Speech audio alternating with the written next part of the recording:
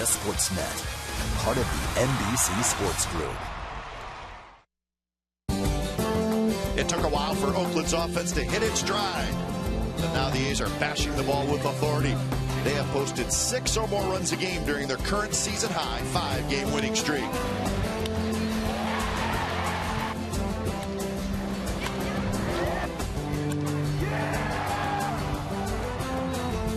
On a day when this country celebrates a special day for fathers, many A's players recognize how influential their dads were in helping them reach their dreams. As I started progressing in baseball, he really got into it, reading his books and trying to figure out every possible advantage that he could give me as, from a dad's perspective. And, we did all the drills. A lot of the drills that I do now are the same ones that I was doing with him when I was 8 years old. Can the Green and Gold post another crooked number today on Father's Day? Stay tuned. The A's look to sweep the Padres next.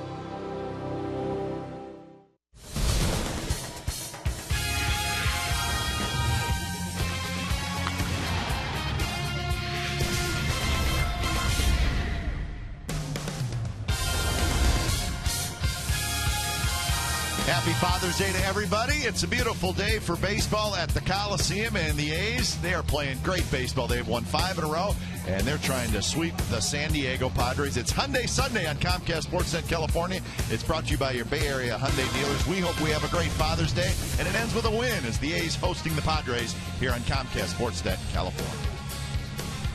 Hi again, everybody. Welcome to Oakland A's Baseball. Along with Scott Hatterberg, I'm Glenn Kuiper. Scott, happy Father's Day. Happy Father's Day to you as well. Thank you very much. And for the A's, they're hot. It's as simple as that. And Cliff Pennington has had a great series. Scott, he's only made 1 out in the whole series. And not only that, but getting production out of the 9th spot in the order, that's where Pennington is hitting. How important is that for the A's in this series? Well, it's huge. And, he's been an anchor for that whole lower half of the lineup that has been fabulous. You get a guy at the bottom of the order to be able to do what he's doing, and not only getting hits, but he's seeing a lot of pitches, he's getting walks, he's able to turn that lineup over, and then you get your guys that you want up as many times as you can in the middle of the game, and hopefully get on base for that middle of that order.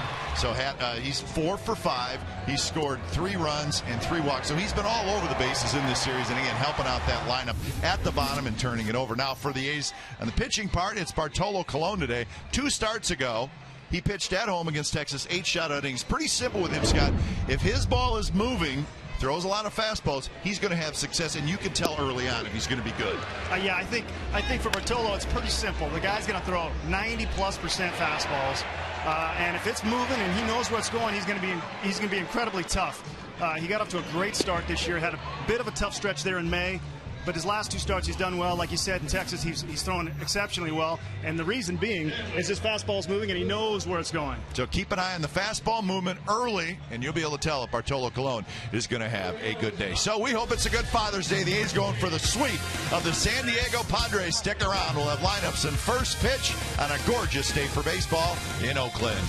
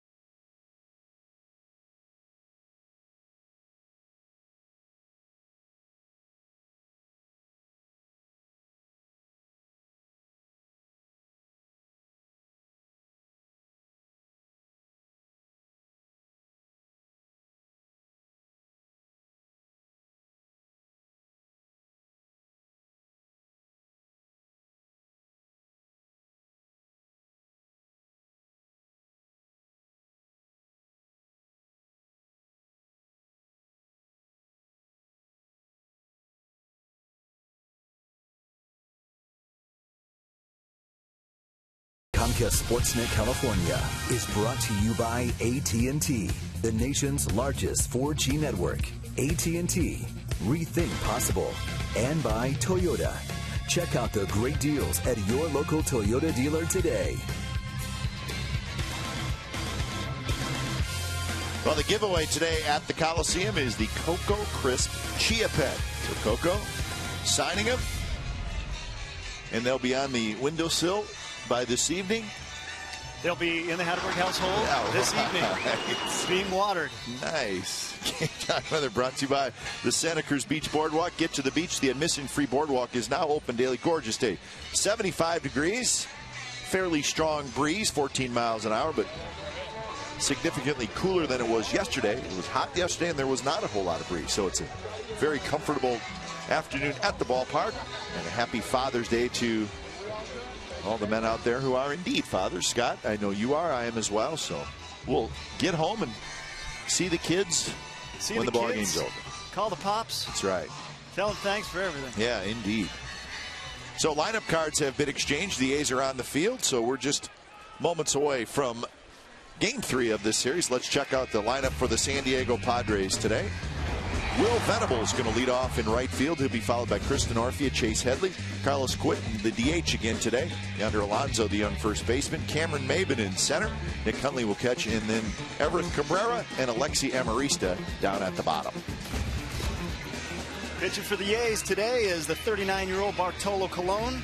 6-6 this year with a 4.21 ERA. Pretty straightforward from Mr. Bartolo. Mr. Cool doesn't get his heart rate up too much.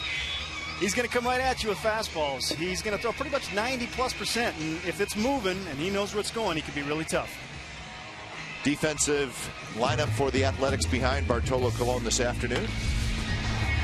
Good outfield with Cowgill in left, Crisp in center, Reddick in right, Inge, Pennington, Weeks, and Moss on the infield, and again Kurt Suzuki behind the plate. So with that, Bartolo Colon has finished up his warm-up tosses. Max make it Will Venable. Speaking of Father's Day, I just said Max Venable, long-time big leaguer. His son, Will Venable, steps into the box, and we're set to go. A's going for the sweep of the San Diego Padres. I'm sure Max doesn't mind. No, he's probably watching. I hope he is. So Venable steps in. Will Venable.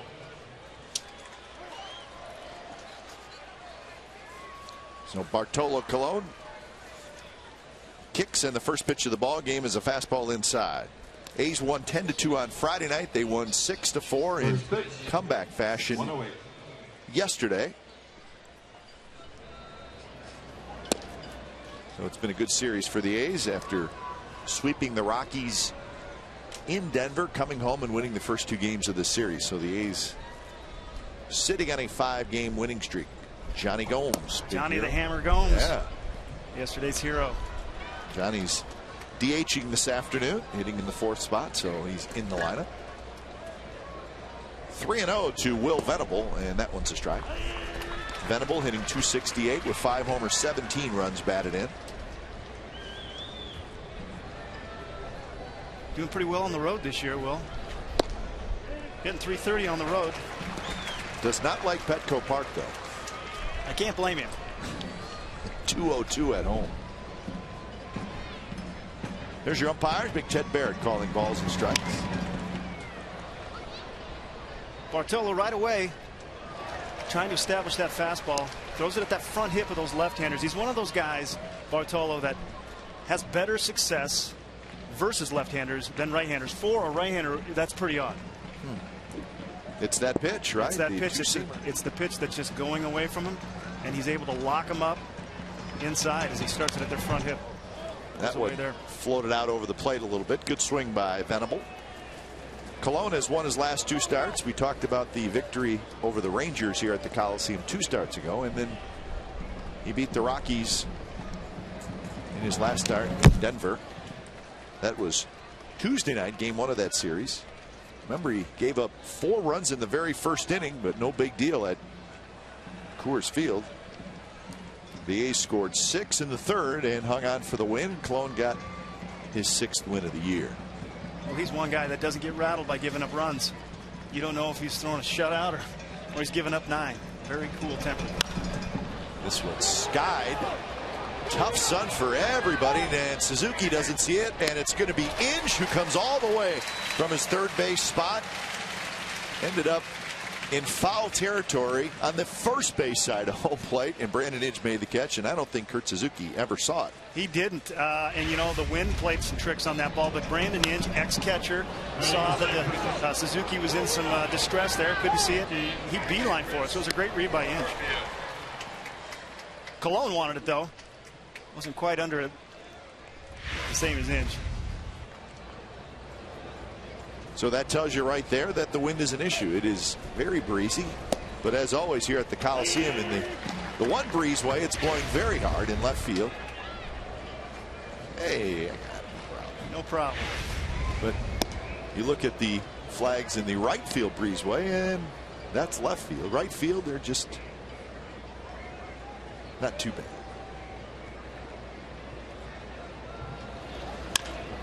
That one bounced in the hole. Pennington ranging far to his right, and Moss can't hold on. Well, it was a nice play by Pennington, and Moss just whiffed that. And they would have had him, so it should be an error on Moss. See, Pennington was playing pretty much up the middle. Has to range pretty good, gets his back leg under it, makes a good throw. It did have some sink to it, but really, Moss just didn't watch this one all the way into the glove. Had some late movement. Really just clanked it. You know, a lot of times those infielders will grab a ball and get some two seams, or they won't get the four seam grip that they're looking for, and the ball will cut and move, but you got to be ready for it over there. So our Exmo is brought to you by Cache Creek Casino Resort. So the air indeed goes to Brandon Moss. That's the first air in the series for the A's.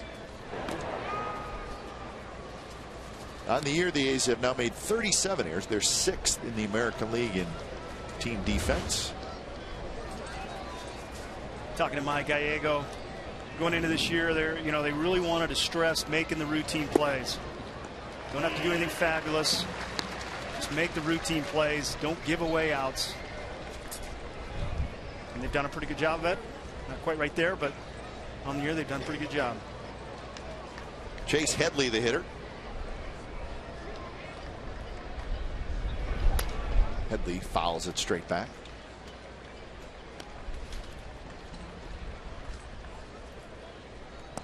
Headley is 1 for 7 in the series. He scored a run. Carlos Quinton is waiting in the on-deck circle.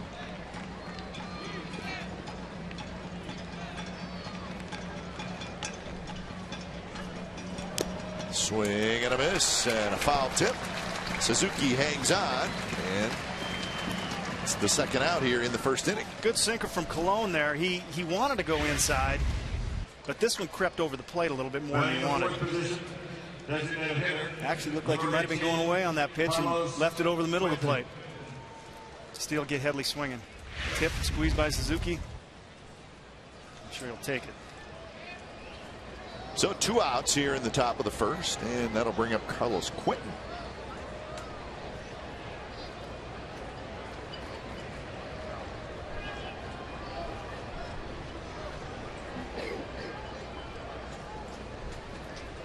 First pitch to Quinton, popped up right field toward the line. Reddick, he's got it, side retired. So an error and a runner left, and the Padres do not score. Bottom of the first coming up.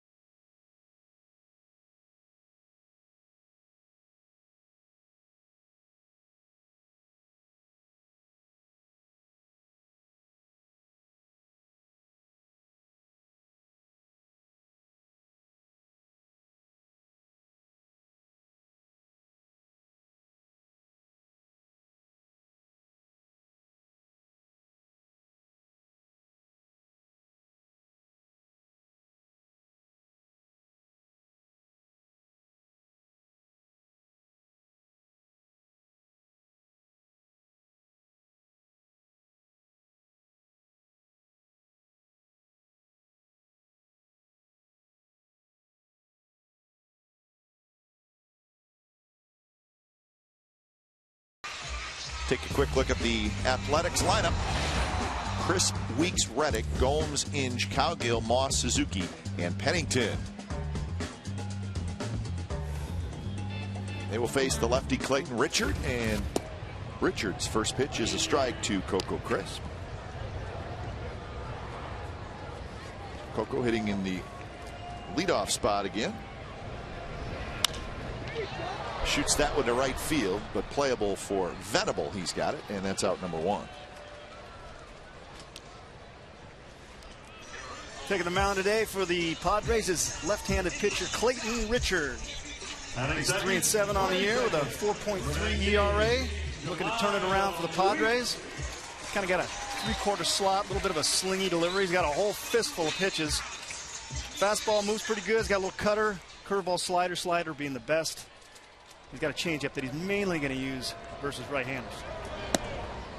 And he's coming off one of his best starts of the year up in Seattle earlier this week. Got the win. He pitched 7 innings, gave up just 1 run.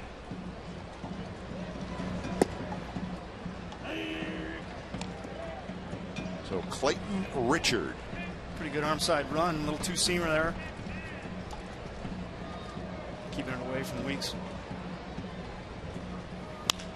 That one bounced towards short. Cabrera throws, and Weeks is retired. 2 outs here in the bottom of the first, 2 quick outs. Let's look at the Padres defense for today. Denorfia, Maben, Venable in the outfield. It's Headley, Cabrera, Amarista, and Alonso around the infield, third to first, with Hundley doing the catching. So there's your Padres defense. 2 outs for Reddick.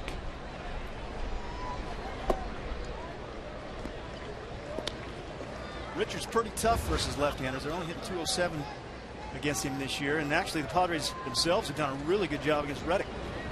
They got a good plan coming in. They really wanted to pitch him in. They did it, and they've kept him at bay for this better part of the series. So far. 2-1 now to Reddick. 268, 15 homers, 33 runs batted in for Reddick. He's 1 for 9 in this series. That one hit was the 2-run triple. If you're going to get one, make sure it's a big one, right? Yeah, that's right. On the ground again towards short, backhanded by Cabrera, and he throws out Reddick. So a 3-up, 3-down inning, just 8 pitches for Richard. So we're headed to the second. No score.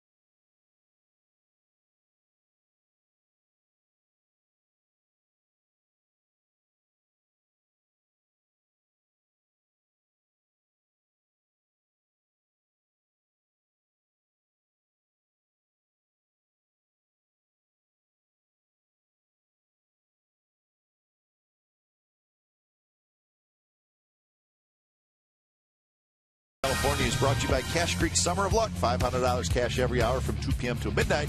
Visit cachecreek.com for details.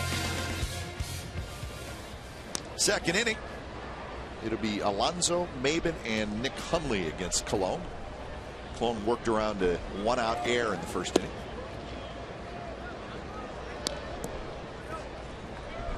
.260 for Yonder Alonso, 2 homers, 17 RBIs.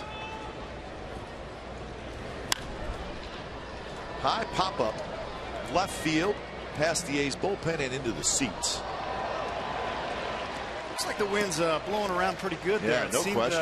It seemed over on the first base side that it really drifted to the seats, and over there it seemed like it drifted to the seats. So we got some swirling going on. Well, even, not that it makes any difference, but even up here in the booth where I sit a lot, it's very breezy, and it's usually not like that. So kind of coming from all directions. Yeah, so we're up pretty high.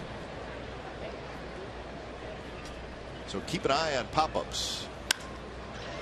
That one's hit pretty well to the left field. Cowgill getting back. He's going to have room. Turns around. He's got it. And that's out number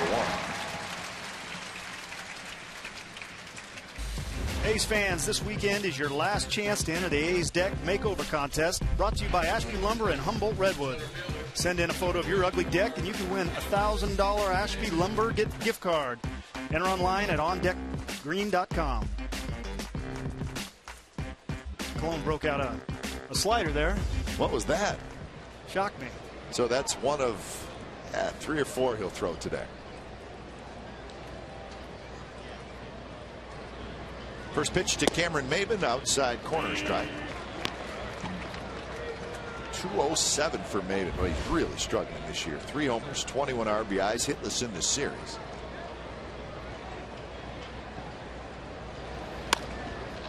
Jam, weakly hit toward Weeks, and that's out number 2. Yeah, Bartolo got in his kitchen there. Might have got the bat too. Sometimes you get so jammed you don't break the bat. It starts in the middle. Whoa, heat seeker. That was just above the knuckles. Maybe shaking his head. So we talked in our open, Scott, about how you can tell early on how much movement Cologne has, and that makes a huge difference in his success, obviously.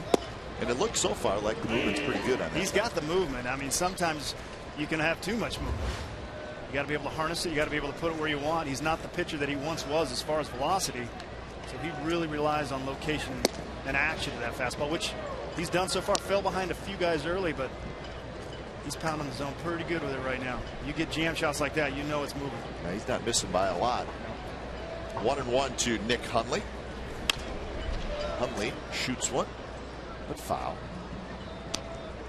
It's not so much the movement, which is big, but it's late. It seems to almost pick up speed as it gets to the strike zone. Makes it tough to adjust. Hundley 168 with 3 homers, 19 RBIs. Did not play yesterday, was 0 for 3 on Friday night, and he went around, and that is the end of the inning. So a 3-up, 3-down inning for Cologne with a strikeout, and we're going to the bottom of the second, no score.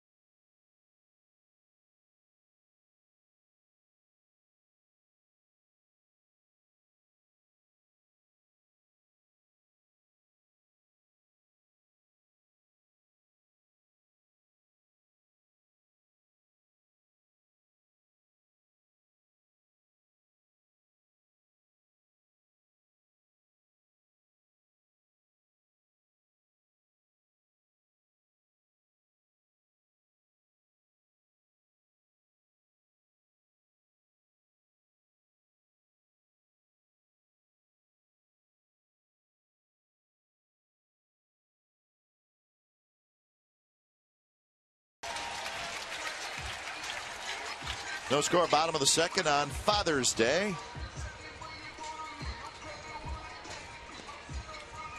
He's having a good time, huh? Good day to spend your Father's Day. Perfect. Mother's perfect. Gomes to lead it off, followed by Injun Cowgill. Richard had a 3-up, 3-down inning in the first. Gomes with the big home run, 4-4. His home run made it 6-4, and that was the final yesterday. And he hits that one hard in the hole. Backhanded by Cabrera. His long throw is not in time. Gomes, who runs pretty well, beats it out. He'll have an infield hit. All right, here's our Subway Eat Fresh Ask Glenn and Scott question. Log on to CSN California to post your question. Rory from Dublin asks Scott, what position did you like to play more, catcher or first base? I got to say, I like catching. Really? You know, you were in there, and I guess I was younger when I was catching too, so I was more durable, physically able to handle it. It got harder, but you're involved in every play. You can have a good game and go 0-for-4, which was nice. Switch, but when you get to first base, you got to hit. But of course, the game seemed pretty fast there because I was just learning it, and it seemed pretty fast. So both were fun, but if I had to pick one, I'd have to go with catcher. The tools of ignorance. Yeah. Brandon Inge steps in. Well, that gets us to what we really wanted to talk to you about. We wanted you to feel comfortable the first couple games, but the Moneyball movie was terrific. All of us had a lot of fun with it. I know you had a lot of fun with it, but how has it changed your life? I mean, really, you became nationally known because of a movie, right? Yeah, I mean, you were a major leaguer, and you were a good major leaguer, but it's got to be a little different now. Yeah, you know, I'm proud of my career. You know, I had a good career. I wasn't one of those great players. But, and I was known in small circles, but all of a sudden now there's people who don't even know anything about baseball that at least recognize the name. So there's a whole new demographic I'm in. As far as, you know, I got people that ask me to come and speak at things, Rotaries, whatnot. Sure. I'm pretty big in the local area. The Rotaries. In the Rotaries and Elks The tour, clubs. the Rotary tour. Yeah, yeah. But, well, that's pretty neat. That's pretty neat. Yeah. You know, I mean. Did it catch you off guard a little bit? The whole thing caught me off guard. I mean, it was so out of left field for us to do what we did, let alone there be a book about it and then a movie. I thought, and then to have the caliber of movie that they ended up putting together. Yeah, it wasn't just any movie. I mean, it was You had some nominated for Movie of the Year. I mean, let's face it, it was a big deal. When they said they were going to do it, I was thinking more after-school special starring William Shatner type of thing as Billy Bean. You know, something a little lower budget. Well, everybody involved with the A's certainly had fun with it. I can imagine how much fun you had with it. But you were also spent a lot of time when they were making the movie. I mean, they used you as a consultant, right? I did a little consulting, actually. Not quite as much. I didn't talk to Chris Pratt and some of those guys until I came on set and did some things. But they had already started shooting, and they had the coach for the Chad Kruger for USC did a lot of the baseball stuff. Worked with Chris Pratt as far as he was a right-handed hitter that had to learn how to hit left-handed. So that's pretty impressive. So a lot of the prep work was done by him. But when you watch the movie, and obviously somebody is playing you, were you happy with the way you were portrayed in the movie? I thought he did a great job. And you know what's cool is I was a fan of the Parks and Rec show that he's on. Oh, he's great in that show. Oh, we loved it. So to have him play it, and you know, most Hollywood actors are pipsqueaks. This guy's a house. He had to actually lose weight to play me. Bounce toward third, a little juggle, and the Padres will just get the one. Gomes goes in hot there, breaks it up. It was a fun movie. Those are great scenes. There you are, Scott. I think that's live footage, actually. I don't think so. I booted a lot of balls. Jonah Hill here. He was a kick. He was a ton of fun to be around. Look at him jumping in. Yeah. Well, you know what? Brad Pitt's Brad Pitt. He was sensational. But I tell you what, Jonah Hill, he may have made the movie. I got to agree with you. I mean, I love the chemistry. And that's nothing against Brad Pitt, of course. Exactly. They both did a phenomenal job. And I think the camaraderie, they had a great chemistry between them, so it played well on screen. But Jonah Hill really, he really nailed that character. Yeah, the whole thing was a lot of fun. You know what, though? As much fun as it wasn't as fun as the actual 20 games. Well, I'm sure it wasn't. It's the fact that they made a movie about it. Pretty cool. But the scene we saw right there where the characters Billy Beane and Ron Washington were at your house saying, hey, we want to sign you and we want you to play first base. That's not actually the way it happened. Close, but not quite. It felt like he was in my living room. He called me, right about the same time, Christmas Eve, and said, hey, if I got to do this over, Christmas Mass, we'll do it. Okay. So there was some pressure and some urgency, kind of like the scene portrayed. So that was one. We don't pay for Cokes in the clubhouse. That's probably another one. So the time of year about that meeting was accurate, though. It was right around Christmas. Yeah, okay. And that's when he broke the news that he didn't want me to catch. And but he was offering, every day at bats, and sure. I said yes real quick, thinking he might have been crazy before he changed his mind. In the movie, your character came across as being very concerned that he was not going to get a job. Was that the case? I mean, were you worried about, hey, I need a job. I'm a ball player and I can still play in the big leagues. How much concern was there for you? Oh, there was concern. I mean, I had job opportunities, but I was a catcher and I felt like I could play every day, but my arm was limiting me from doing that as a catcher. So a lot of the jobs were backup jobs, and I was kind of holding out for someone to give me that everyday opportunity, which just wasn't there until Billy called. But it wasn't catching, obviously. It was to play first base. Because it came across in the movie like your character was very concerned. Like, listen, this arm thing is serious. Am I going to have a job next year? For sure. That's exactly what it was. So, yeah. It was definitely a blessing when he called. There just wasn't a knock at your door in the evening.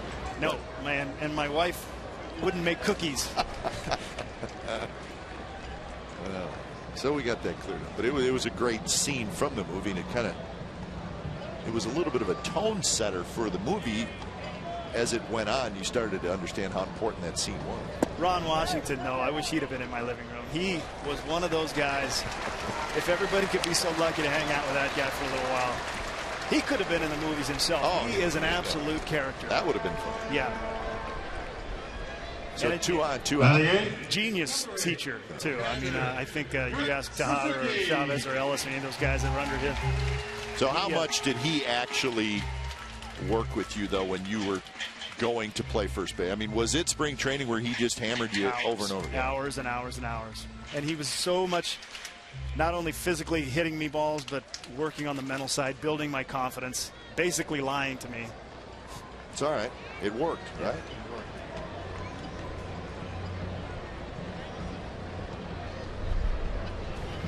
First pitch to Kurt Suzuki is a bit high. Now, did it bother you at all that there are some people who were disappointed in how some other people were portrayed, including Art? I mean, did that bother you at all, knowing that you were part of the whole situation? You know what? We'll get your answer when we come back as Suzuki bounces out. So we're headed to the third. No score between the A's and Padres. Buddies for life. Scott Hatterberg, Jonah Hill.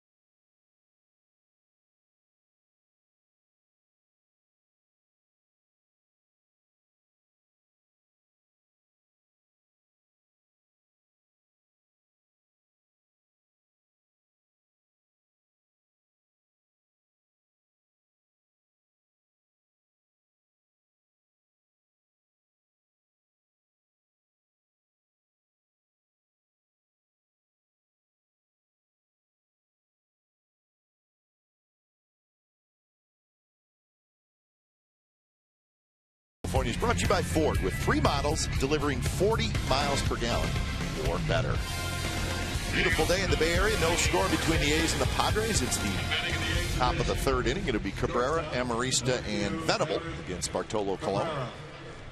Colon has not given up a hit yet. Got a couple of strikeouts. The only base runner for the Padres was an error on Moss in the 1st inning.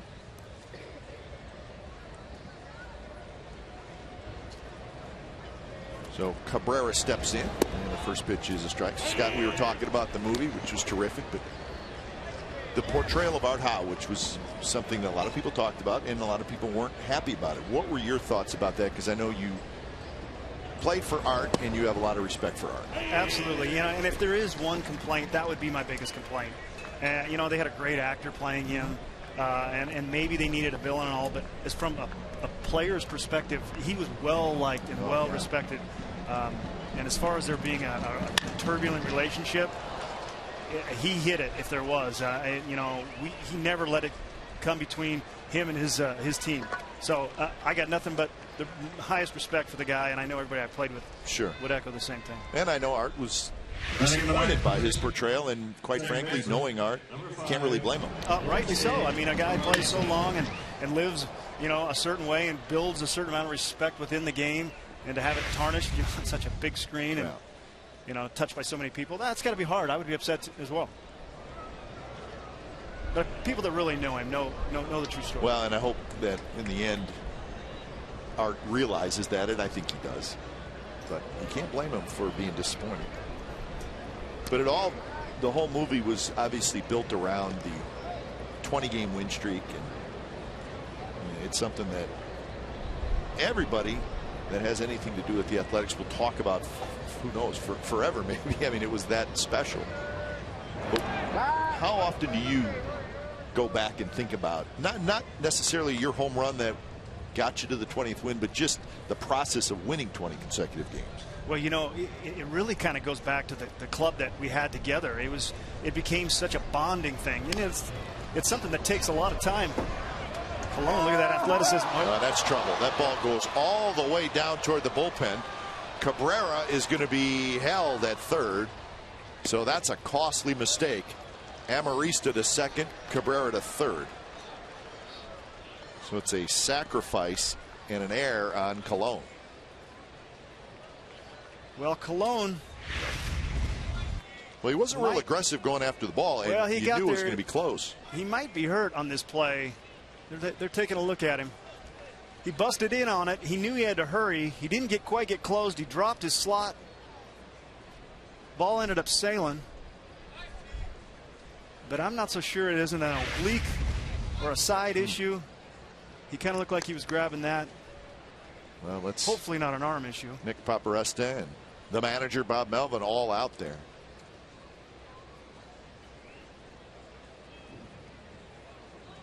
And he's coming out. Yeah, he did something. So you're right, Scott. He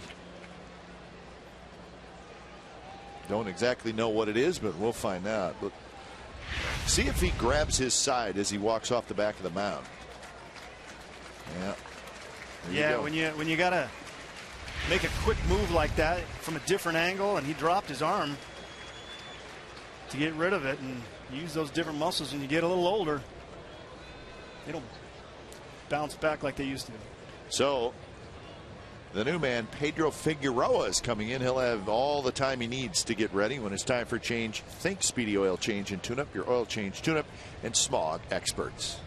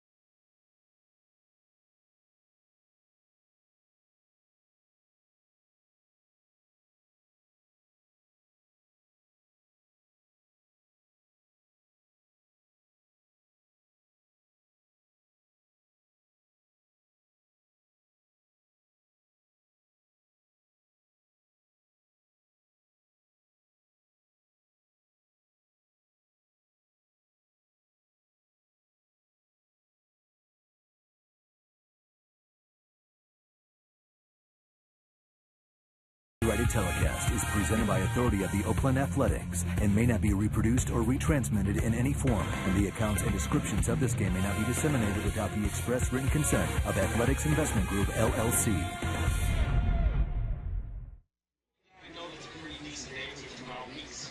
Well, this was the transaction earlier today. Tyson Ross, who pitched fairly well yesterday, was optioned back to Sacramento, and brought up was Pedro Figueroa. And Pedro Figueroa is now in the game because of a little bit of an alarming situation as Bartolo Colon had to leave. Saw him grab his side. That could be the issue. When we hear something official, we'll let you know. So Pedro Figueroa comes in here in the top of the third inning. And not easy, because he's got second and third and nobody out. This is called getting thrown in the fire. Yeah. Now batting, number 25, Will Venable. So Figueroa will face Will Venable. And he shows bunt, and it was a safety squeeze. There he goes. He breaks off the mound. He comes right there. That rotational top half of his body, a little more than he's used to. Might have had something to do with the arm angle, but look at him. He doesn't show much, but I'm sure he felt something. Those oblique injuries, if that's what it is. Well, that's the kind of the injury of the last decade. You know, a lot of oblique. But if you think about really any sport, but maybe more so baseball, because you have to very turn rotational. to hit. Yeah. Everything's rotational. Throwing, hitting. That's a bad injury to have. Anything on the side. You have to wait so long because it'll come back. Nagging injury. Venable takes a strike. Good pitch by Figueroa. Got in on the corner there. Figueroa's got a loose live arm. He can run it up there. He's got a good fastball.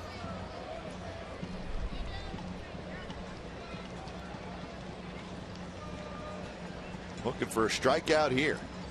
1-2 pitch, and it's hit hard, and it's going to be Pennington who makes the play. He goes to third. The run's going to come in to score, and now they got Amarista in the rundown, and Figueroa will just run him all the way back. There's a runner standing there. That's Venable. So the out is recorded there, but it goes as an RBI for Venable.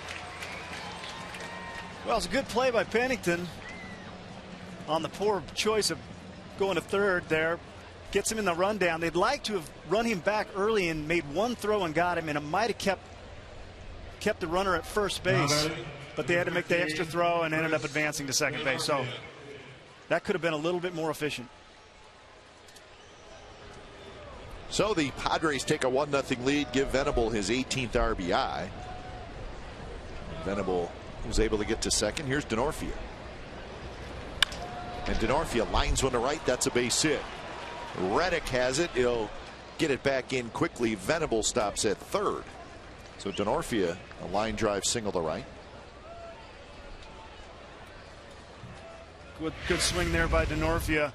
He's got a live arm, Figueroa, but if you throw the ball up and over the plate like that, it doesn't really matter how hard you throw. 94 miles an hour will get turned around. Denorfia's got a good flat swing, can hit it to all fields, and he does right there. Doesn't try to do too much with it. It's a nice piece of hitting.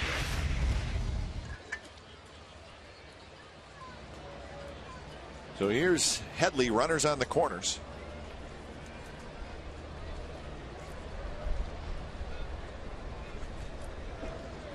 Headley struck out in the first inning. Of course, that was against Cologne. Fastball is high.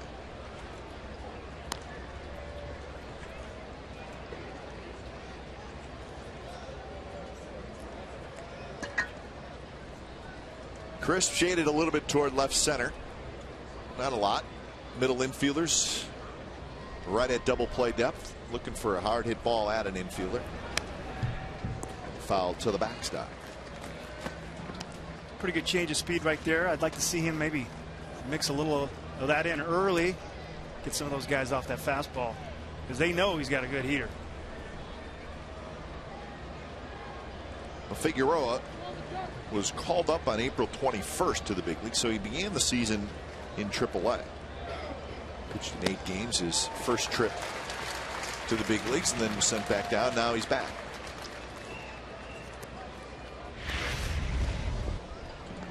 Here he goes, and he climbs the ladder a little bit. But a lot of the reason he's late on that pitch is because he pulled a string on the pitch before. So that change of speeds is really going to get them not quite geared for that 94-mile-an-hour heater.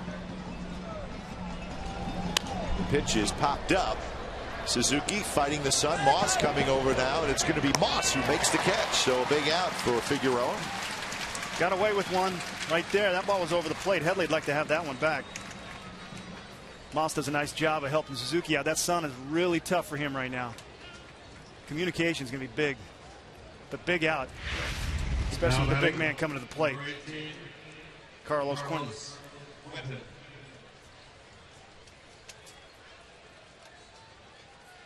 Catchers love a good, aggressive first baseman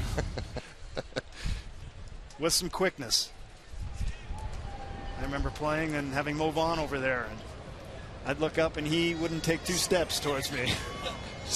So, and I can't blame him. He had feet like ski boots. So Big Mo was not helping you out. Big Mo was stuck in slow-mo.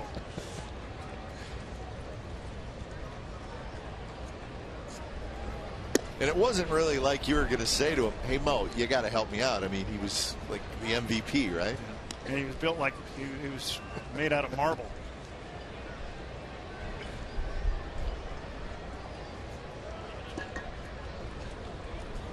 So big man to get here. Carlos Quentin, 1-0.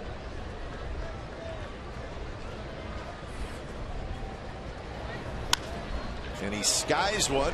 Shallow left. Watch the wind, folks. Pennington battling it, and he stays with it. Catches it, goes to the seat of his pants, but holds on. So the Padres get a run. They lead 1-0.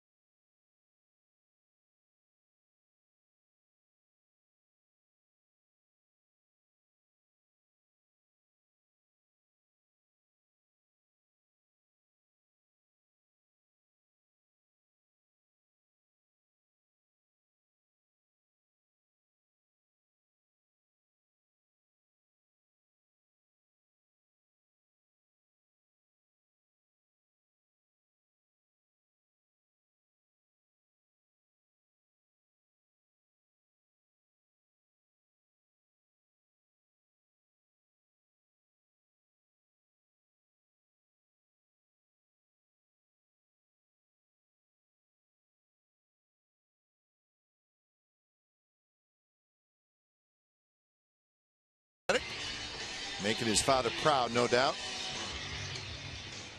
And we're all glad that Josh Reddick is with the Athletics. Actually thrilled. Yeah. Like to hear those stories about fathers and sons. Yeah. Well, Pennington leading off after making a routine play on any other day. Not today. Not today routine. The degree of difficulty went way up on that play. Sun, wind, did a great job of hanging in there to the last minute. Fell to his seat and caught it. Big out. Getting Quentin out in that situation. 2-0 to Pennington, and it's 3-0 to Pennington. Pennington is 4 for 5 in this series. He's walked 3 times.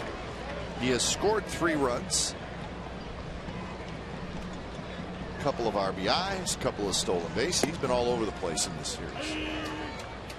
He's done a great job. I talked to him before the game, and I was just telling him how great his swing looked mechanically and how he felt. He said he was seeing the ball so good. He was just bummed he had to hit right-handed today.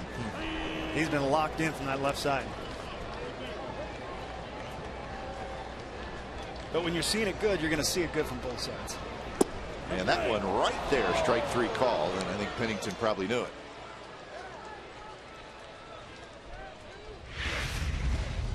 So here's your tough play. Here he is battling. I mean, he's not blinking. That's staring at the sun as long as you can without blinking and concentrating on that ball that's moving because of the wind. That is a very, very tough play, and you're seeing spots when you come up and throw it around the horn on that one. You might have been seeing spots on that last pitch right there.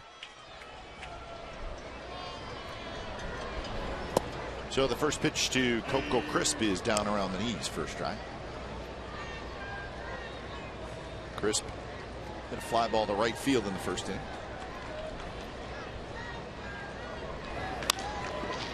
In the hole. Tough play for Cabrera, and he makes it very nicely, and he throws out Coco Crisp. So 2 outs. Cabrera's pretty smooth over there. Moves well, moves in the hole, covers a lot of ground, throws on the run nicely.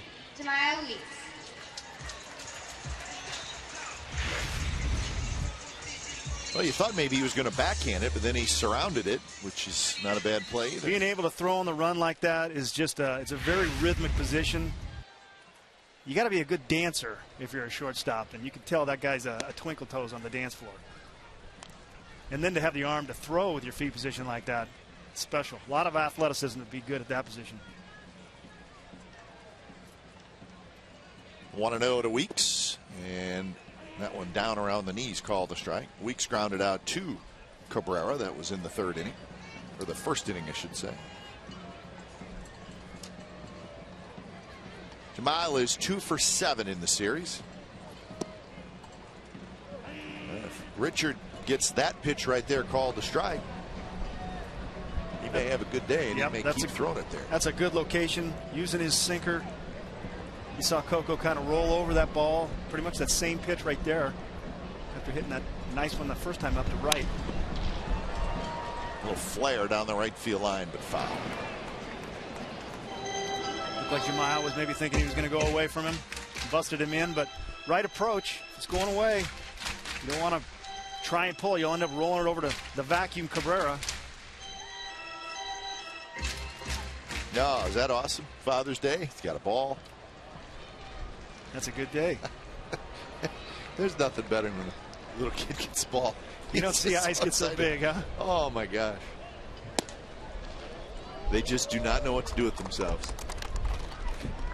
They got plans for the room where they're putting it. Mine's running.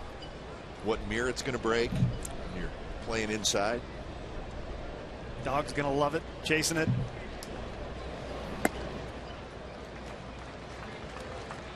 So 3-2 now, 2 Weeks.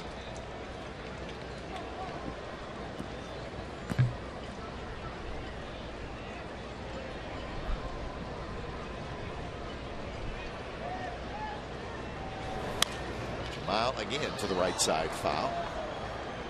Good pitch. Fought off nicely by Weeks.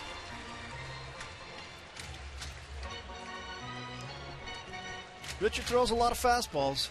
He likes to, like Colon, he likes to use it and likes to use that movement, that good sink, make him put it in play. He's not a real strikeout guy. He's going to pitch to contact. Let his defense work just like he did right there. Well, Maben was shaded toward right center, so good positioning by the center fielder.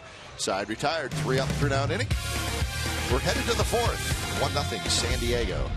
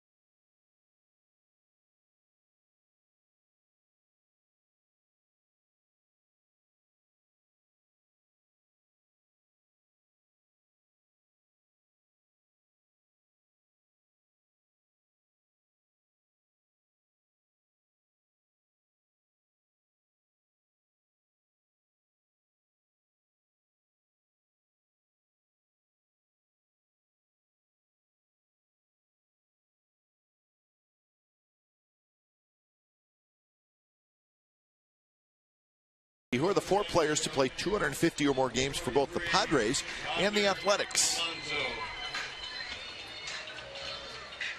It's a good question. I think I might know a couple of them. Yeah. That one bounced toward Pennington, who was shifted over behind second base. So Alonso is retired. He's typically an aggressive hitter early, and they had him shifted just perfect. Now batting, number 24, Cameron Maben. Alonso is still mad about that line drive he hit to Moss yesterday in the 8th inning. As he should be. That ball was like, Moss thought he was on the driving range there for a minute. He couldn't have hit that ball any harder.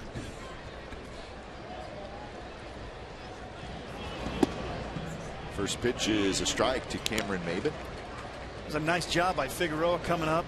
First day up. Thrown in the fire, facing the middle of the order.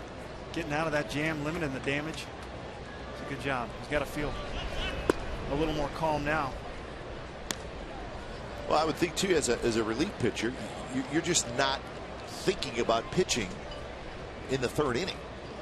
I mean, it's completely not, especially when you got Bartolo Colon, exactly. who's, even if he gives up some runs, is still going to eat up at least 5 or 6 innings. So he was pretty much on cruise control, and then the adrenaline spiked, I'm sure. So to handle that and control that, that's pretty impressive.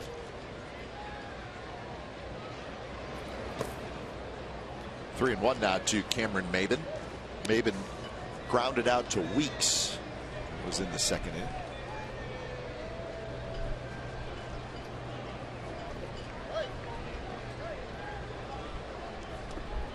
Nick Hundley in the on-deck circle. 1 out here in the top of the 4th.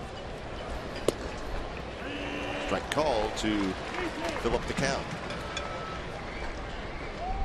Split the plate right there, maybe borderline up, but I like that he's going right at him. Don't be picky here. Make him hit his way on.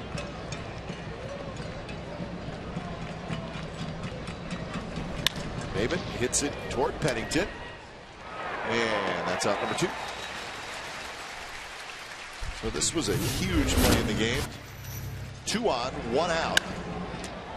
And the A's up by 2 runs, and you never know. If that goes down the right field line, it may be a tie game. It hit him so hard he almost knocked him over. Well, in fact, it did knock him over. And he touched the base with his seat, I think. That was purely protection. He's still mad, I'm telling you, Yonder Alonso. I know Alonso's mad. And I think that Moss might have woke up a few times last night. Seeing the ball right in front of him. Jolting out of bed. I've done that. In a cold sweat. Cold sweat. Screaming. The wife says, what's wrong? Nothing. Have you ever had a line drive hit at you? 100 miles an hour. Barry Bonds hit one at me once that I didn't catch because it was by me, but it was inches from hitting me. It would have hit me. And it might have killed me. So I do, to this day, remember that one. Have cold sweats. Hundley is retired, so a nice inning for Pedro Figueroa. 3 up and 3 down. 1-0 Padres, bottom of the 4th coming up.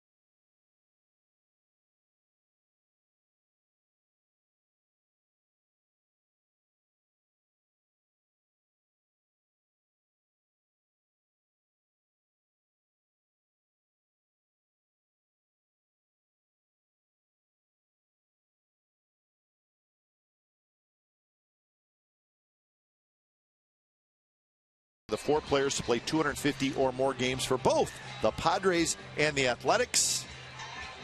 Fingers, Henderson, Tennis, and Marcotte. Marcotte, huh?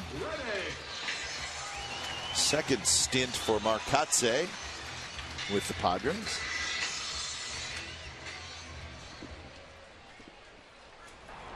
Reddick, Gomes, and Inge for the A's in the bottom of the 4th inning against Clayton Richard, who's been pretty good so far. He's allowed just 1 hit. He's walked 1, and he has struck out a couple. So you see Richard, he's a big fella. He's 6'5", 245 pounds. He went to the University of Michigan, and he played football and baseball for the Wolverines. So not surprised when you look at how big he is. In fact, he was a very good football player. Who says pitchers aren't athletes? And he would be an athlete. It's pretty impressive. Yeah.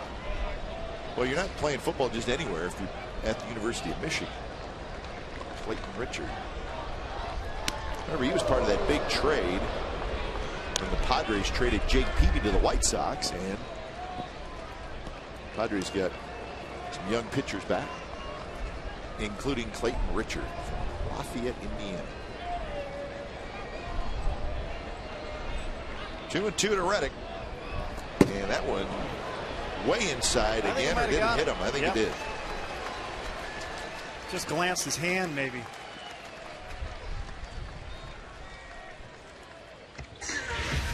They're really trying to pitch him inside, and they've done it with some success this series. And this one gets away, and I might have got his jersey. Looked like a little lower than his hands. Well, if you're going to get hit, the jersey is always a good spot to get hit. No damage done there, we don't think. Speaking of damage done, it's a right oblique strain for Bartolo Colon, which is about what we thought it was, as he kind of reached it for his side right after he threw the ball to first. So if you're just joining us, Colon had to leave the game in the 3rd inning after fielding a bunt and throwing it to first base and throwing it away. Well, there's different degrees of straining that. Hopefully it's not a really bad one, but if it is a bad one, could be one. There's that low strike down around the knees, and it's 0-1 to Gomes, who singled in the 2nd inning. An infield hit. I know he struggled as a pinch hitter, but DHing is very similar to pinch hitting, basically, like we said. Pinch hitting 4 times. So and that one lined to left for a hit. May have tipped off the glove of Headley. So 2 on and nobody out.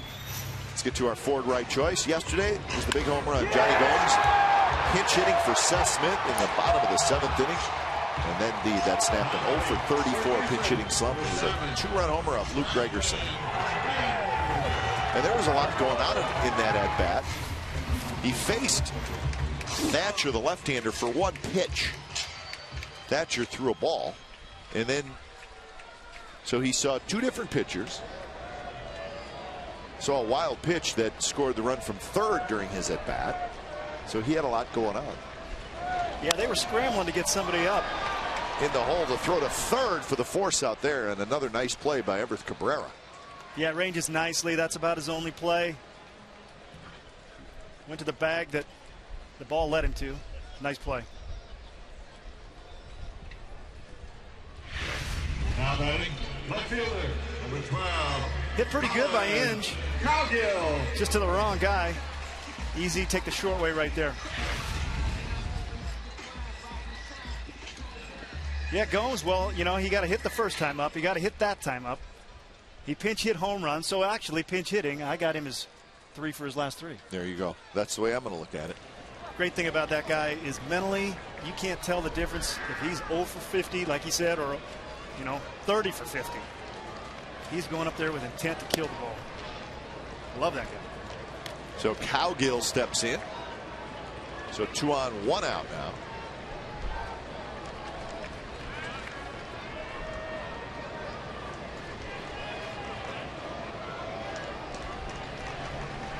Cowgill struck out his first at bat, and then like a little cut fastball catches the inside corner. He's got a pretty good cutter. He likes to use it, especially against right-handers. Gives him some movement going into him, set up that sinker going away. 1-1. Looked like that may have been it again, although that one 90 miles an hour. The pitch before that was 85, but same kind of movement into that right-handed pitch. Now here's the pitch before that. Is this a cutter or a slider, Scott?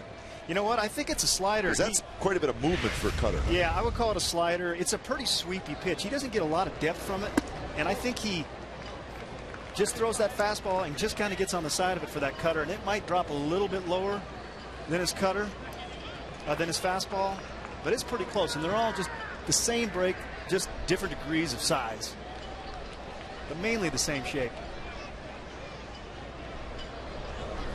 Cowgills shoots one foul.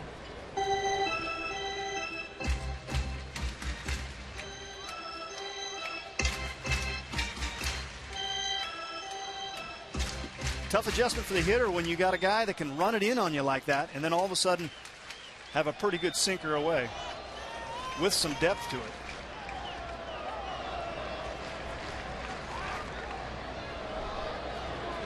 Now Hundley's going to chat with Richard. 58 pitches for Clayton Richard. Gomes, must have been looking froggy out there. Running around, causing chaos.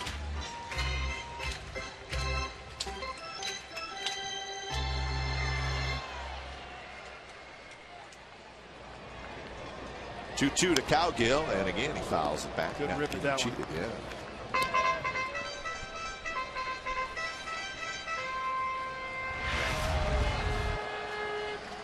Good load there.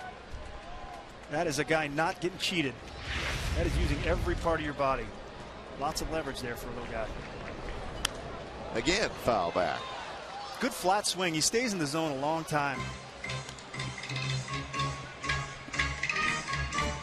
So when you say stays in the zone a long time, you just mean the bat is kind of level going through the hitting zone for a long period of time. When you see guys struggle, you'll see guys say, oh, I'm coming off the ball, I'm in and out of the zone. He was a little more in and out there.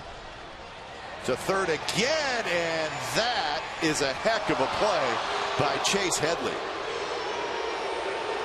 If he doesn't make that, the ball may roll past him toward the A's dugout. That was a really tough play. Wow. Exactly. He doesn't catch that, everybody's advancing. So Cabrera goes to third again. Problem is he just throws it into the big runner Gomes, and that's a big target to try to hang in there and reach around. Is he out or safe? Check it out. He might have just got him. That's a great play by Headley. Just does get him. Good feet by Headley. Yeah, I think they got him. They just got him. So a dangerous play by Cabrera, the shortstop, but they get the out. So 2 outs, and again action for Cabrera. He's going to go across the diamond, and they just get Moss, who was hustling it down the line. So the A's, a promising inning, ends with no runs. We're on to the 5th, 1-0 San Diego.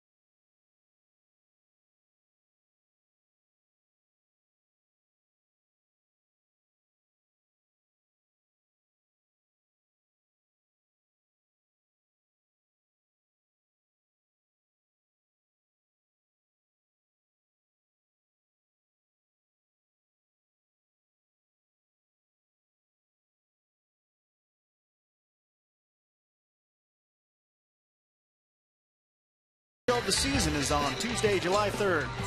This special patriotic themed show begins after the A's play the Red Sox at the Coliseum. Bring the family and your picnic blankets and enjoy the show from the outfield grass. On-field capacity is limited.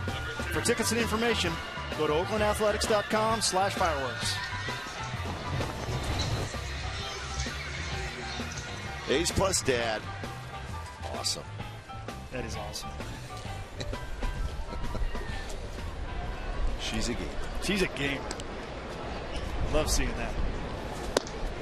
If you paint A's plus dad on your cheeks on Father's Day, come on. Is there anything better than that? I'd let her tattoo it. Well, maybe not. Everett Cabrera is quickly behind in the count 0-2. Two healthy hacks there. He's feeling warmed up from all those ground balls he's getting. He was busy. Cabrera, Amarista, and Venable here in the top of the 5th inning. Padres with a 1-0 lead. They got their run in the 3rd.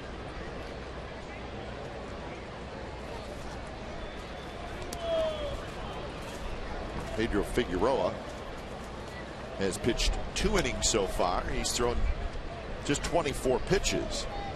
Well, the good thing is he's pounding the zone. Last time he was up, 9 innings, 9 walks. So command was an issue. He might not be exactly fine today, but he's throwing strikes with that fastball, which is a good sign. That one down and in. Slider trying to get him to chase. Last 2 pitches. Good job by Suzuki on both of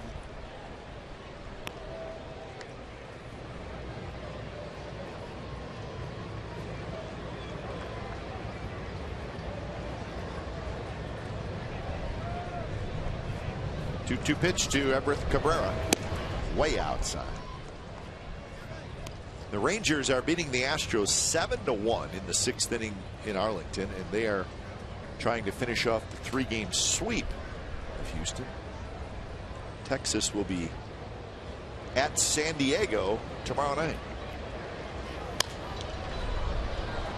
So the Rangers closing in on the sweep. The Angels have a 1-0 lead over the Arizona Diamondbacks in the 6th inning in Anaheim. The Giants and the Mariners are tied 1-1 in the 4th inning. Jim Miller starts to throw for the 8th. Swing and a miss. There's that good fastball, 95 down around the knees. Well, Pedro's warming up because those last 2 pitches were 95 miles an hour. He just reared back and threw this one by Cabrera. Number 5. Didn't shorten up much there. Not much of a 2-strike swing, but I think Everett Cabrera probably needs to have a little bit of a 2-strike swing. He's not a very big guy. He's very fast, but swings like that. Fast guy like that, you want to get on base. You can steal some bases, at least with 2 strikes. You got to shorten up a little bit, get the ball in play.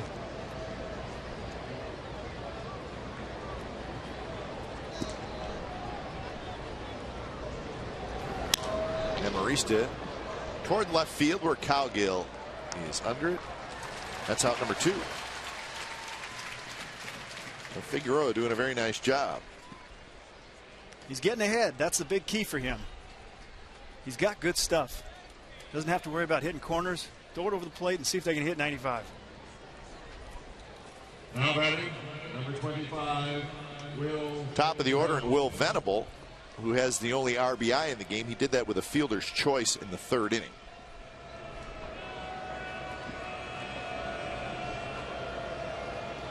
Pretty uncomfortable at bat if you're a left-hander from Figueroa.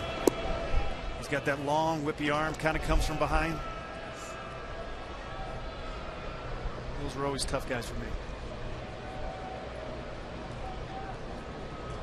Is it hard for a guy with that kind of delivery?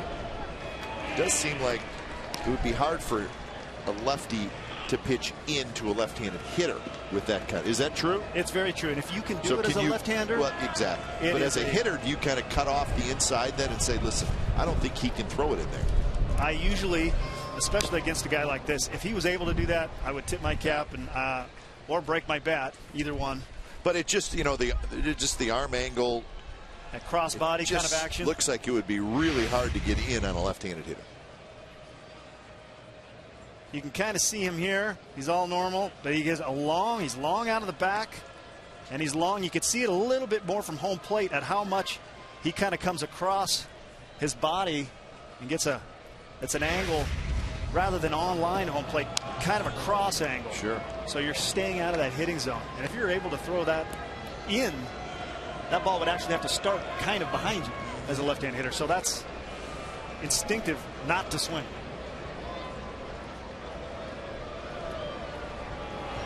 Swing and a miss as Suzuki hangs on. So a couple of strikeouts for Pedro Figueroa in the 5th. Bottom of the 5th coming up. Suzuki to lead it off. 1-0 Pods.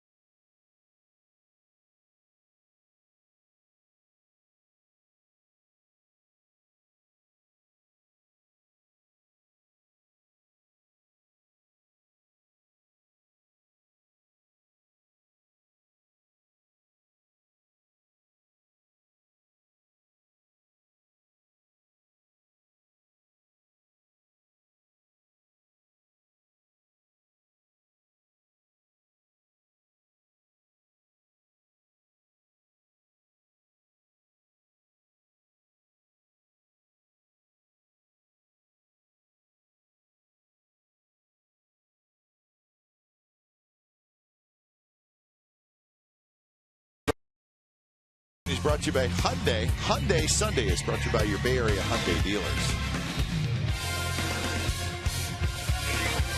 Port of Oakland. Sunday, but they're working, it looks like. So are we on Father's Day, but that's okay. Not a bad place to be. No. Bottom of the 5th inning. Suzuki, Pennington, and Crisp against Richard. A's had a great shot in the 4th inning. They had the first 2 runners reach.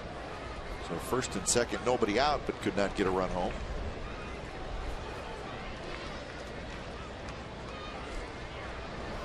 Whole series, they've been pretty good runners in scoring position. They had some opportunities right there, but couldn't come through. Good job by Richard. He works fast. He's an efficient guy. He gets the ball, gets on the bump, and he gets after it. Comes at you, doesn't mess around, wants to throw that fastball for strikes, and he's doing it.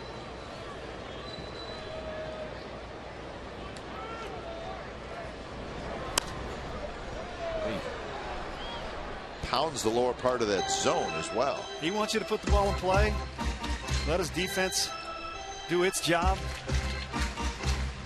and he gets a lot of ground balls.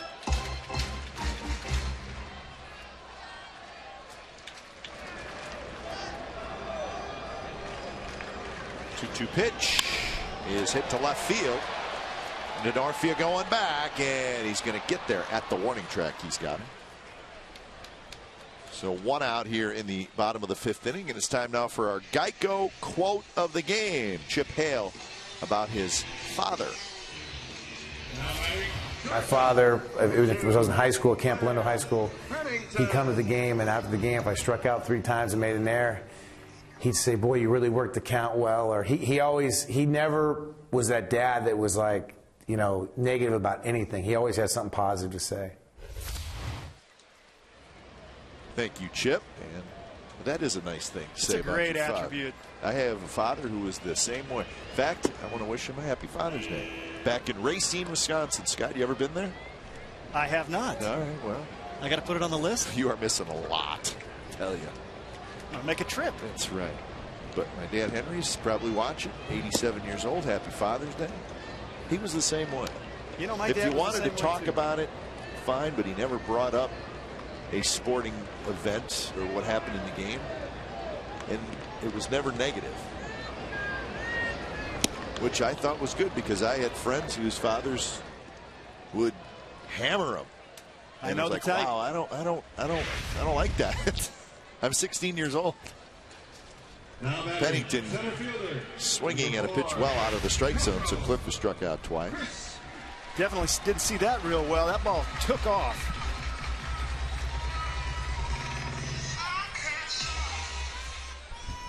Yeah, especially in baseball, having a dad that was upbeat and confident, and you know, tried to build that confidence. There's so much failure in this game that.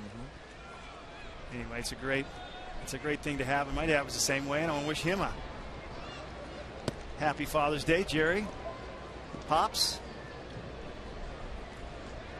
Hope you're having a good day, and I'll give you a call later. Sure.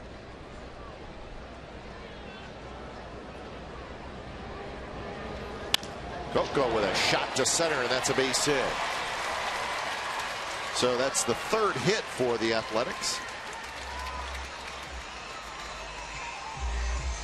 And now you got a base stealing threat aboard, which certainly comes into play with what the score is. Number 19, Jamal Weeks.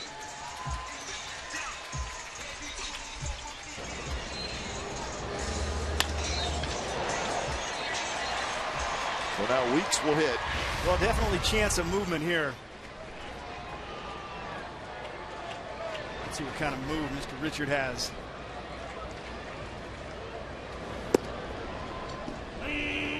You hit second some in your career, right? Was it difficult with a base stealer hitting in front of you? Did you feel like maybe I need to take a pitch or two to give the guy an opportunity to steal a base? You know, it was a lot of communication with certain guys. They wanted to see some pitches. Some guys wanted to go early. The good part of me being a second hitter was that I took a lot of pitches anyway. Okay. So I felt comfortable doing that for guys. But there were times when it was a 2-0 count, and you know, they'd go and you'd see a good jump and you wouldn't swing. So that's part of the job of a two-hitter, to kind of be aware of what that guy on first is doing, because as a team, you want to get him to second base. So when would you communicate? Would you talk before the game? Say, hey, I mean, is he going to say, hey, I like this guy's, I got a pretty good read on this guy's move, so I'm going to go early, or what kind of conversation was it? Absolutely. You know, and I talked to how he's been pitching me, and when I've been seeing off-speed pitches and when I haven't. Now, Coco's not going to get a chance to steal a bag as Weeks grounds out, side retired. So a hit and a runner left. We're through 5 at the Coliseum. 1-0 Padres.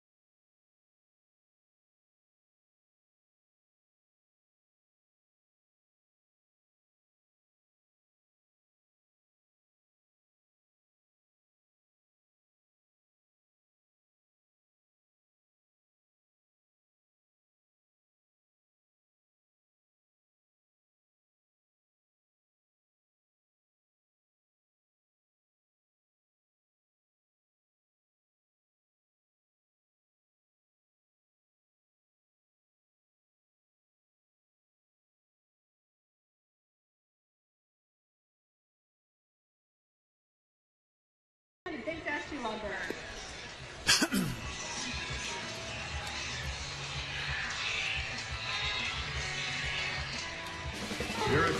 Mug Root Beer Float Day is this Wednesday at 5:05 in the Eastside Club. Players, coaches, celebrities, and radio and TV personalities will be serving Mug Root Beer floats and Orange Crush floats for $2 each. Proceeds benefit the Juvenile Diabetes Research Foundation. Admission is free with a game ticket to that evening's game. Mug Root Beer Float Day is presented by Pepsi. Ice cream is donated by Drivers.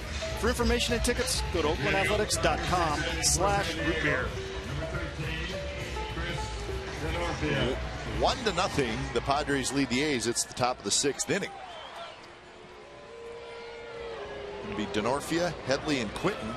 And the first pitch to Denorfia is a bit high. And the new pitcher is Jim Miller. When it's time for change, think Speedy Oil Change and Tune-Up, your oil change, tune-up, and smog expert. So Miller comes in, appearance number 14. Figueroa did a nice job on his first day on the job. Handing it over to Miller here. He did. 3 innings, 1 hit, no runs for Pedro Figueroa. A couple of strikeouts.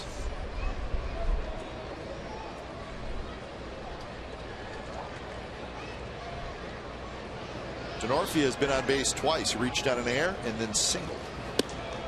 He lays off the high fastball.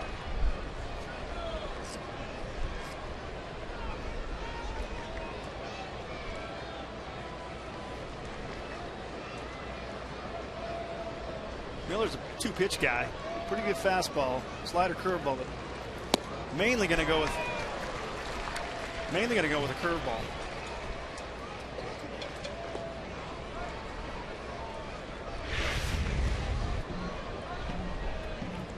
Pretty good slider right there. And that is inside changeup on 3-2 to Denorfia, and he's aboard again. I think that ball came out of his hand. I think it was a slider, supposed to be a slider. Ended up backing up on him.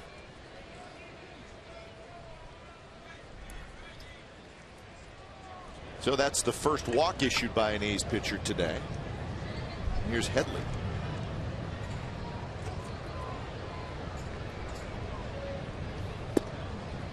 Headley has struck out and fouled out to first. So he has had a quiet series. He's 1 for 9. They did a good job of keeping him down. He was one guy coming into the series that you didn't want to give into. Tough hitter.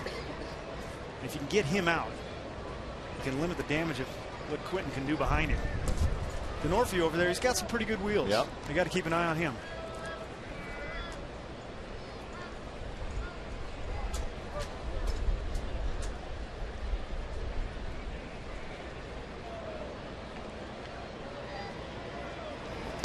Pitch is high. 2-0 now to Headley.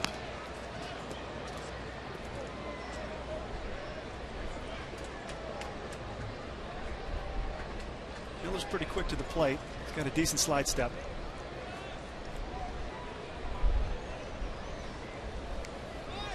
And Denorfia runs, and the throw is light. Denorfia steals it easily, and the pitch was called a ball.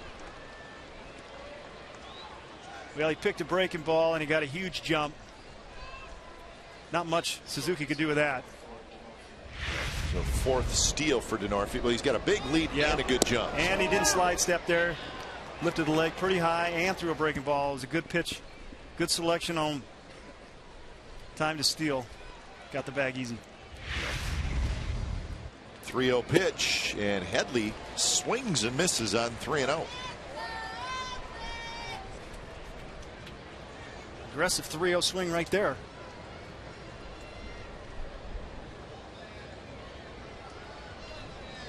Don't think that they thought he was going to be swinging right there. Ball's right down Main Street. And Headley swung at ball 4, just got a piece of it. So now it's 3-2.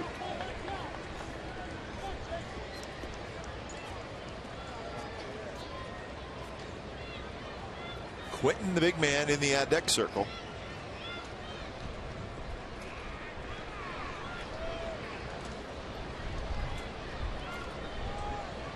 Shifted him a little bit to the right.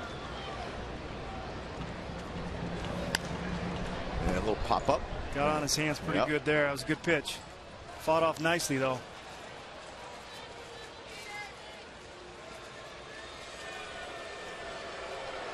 You got Will Clark there. Will the throw.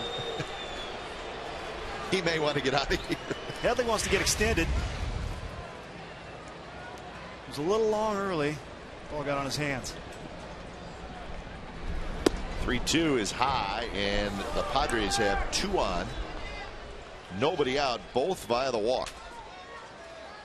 Can't defend the walk. Nope. So Kurt Young's going to probably tell him the same thing. Well, his misses have been mainly up. His slider has kind of come out early. A lot of that is you're rushing, your arm isn't catching up, you're not finishing properly. It's going to limit you finishing out front, which, you know, that's where you get your best action, best command. Sometimes that comes with just being too amped up. Well, you better be careful here. Carlos Quentin, he's the Padres' hottest hitter. And he can handle it. Now batting, number 18, Carlos Quentin. Quentin today a fly ball to right and a pop out to short. He's 3 for 8 in the series. Think he's bunting here? Button for a hit? Somehow doubt it. And there's a breaking ball that hung up there, and Quentin rips it foul. And he's walking around home plate. He can't believe he didn't hit that somewhere fair. That was the home run. And it was a curveball. He gets extended. That was the pitch you just saw right there. Didn't get all of it, but when you're that big and strong, you don't have to. He just got another hanger from Miller. He's a good breaking ball hitter. Stays through it a long time.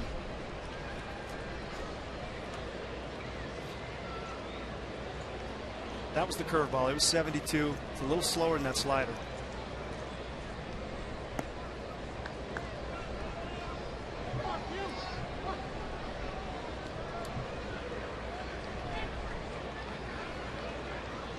On deck is Yonder Alonso. He's a left-handed hitter.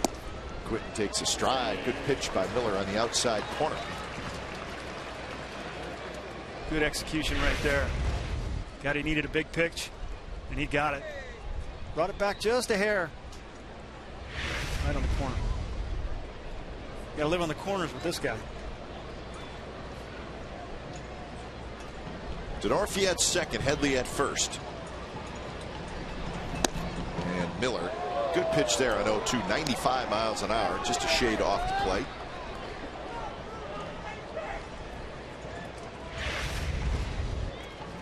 Tries to do the same thing, but just a bit out. Not a bad pitch. That's going to set up maybe something he can do here if he'd like to go in. That one dribbled foul, and it looked like another breaking ball. That was a curveball, 74. It's a good speed difference. If you throw 95 and drop it down to 74, that's a tough pitch to adjust to. Even for a guy, see how his weight doesn't really go to the last minute. It was so slow he couldn't stay back any longer. And he drifts out and rolls it over foul. But his body does not move much. He is you can see right there why he's such a good breaking ball hitter. Swing and a miss. He got a fastball right on the outside corner, and Miller gets the big strikeout. Great sequence there. That was a quality sequence. Now batting, number 23. So how much does that strikeout on a fastball have to do with the big curveball he threw the pitch before? Completely, because as a hitter, you know that there's a huge speed difference. You can't commit completely to it being a fastball. So you kind of have to have your speed, geared to something in between. And when a guy makes, and not only throws a good, but locates like he did. Out at second, double play. The old 3-6-1, never easy to turn, but the A's did it, and the Padres do not score. Bottom of the 6th coming up.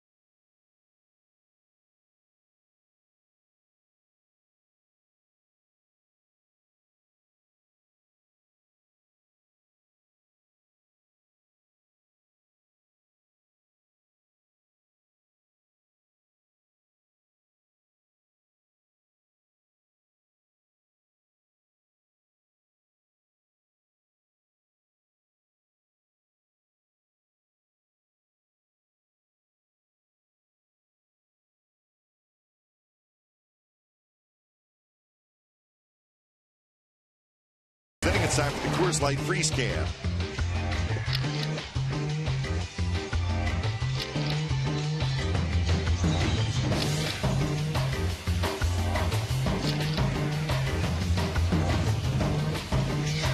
Coors Light Freeze Cam brought to you by Frost Brewed Coors Light. It's the world's most refreshing beer. Hope you're having a happy Father's Day. And this is how the top of this inning ended. And Scott, you talked about how difficult this play is for the first baseman. That is incredibly difficult for a good first baseman, let alone a guy who just is learning the position. He has to stay way back. He's on the line. It's in between hops. He catches it in the middle of his body, but rather than turning the other way, he turns to his right. Makes a great throw, gets back, and gets Miller out of a serious jam. Well, it's almost a play where you're thinking, well, get one and be happy with it. Well, he can't come in on this ball and start it. He had to stay back because he was an in-between hop. He turns the tough way, gets close, makes a great stiff throw, gets back to his base, and they turn the double play. That is not an easy double play. There is a serious degree of difficulty right there. That's impressive. Good instincts. And a huge lift for Miller. 0-2 to Reddick. Pitch number 79 coming up from Clayton Richard. And it's a jam shot toward right field. Venable coming in. He's going to get there. Still pounding Reddick in. That's their plan. He wants to get extended, and they're just not letting him. Now batting, designated hitter, number 31, Johnny Gomes. One walk, just 3 strikeouts, but seems like a guy who would prefer to have you put it in play. That's exactly what he wants to do. Throw it, make you hit it. Just try to miss a barrel. Johnny Gomes is 2 for 2. He's got a pair of singles.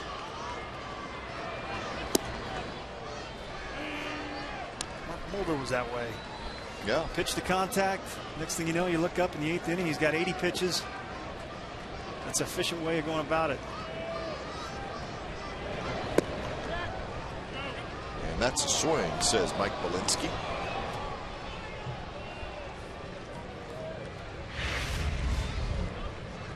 See if he goes here. Yep, just enough. Borderline, but not strong enough to hold that big lumberback. And he goes right back to the pitch, and Gomes swings and misses. So 4th strikeout for Clayton Richard. Tough pitch right there. Good execution. Now batting, third baseman. Starts this one away, tries to backdoor it. Brandon Inge. Ends up falling right out of the zone. That's a tough pitch to do anything with. Not so sure he wanted to backdoor it, but it ended up that way. So here's Inge. Inge has reached on a fielder's choice twice in this game. He's 1 for 10 in the series.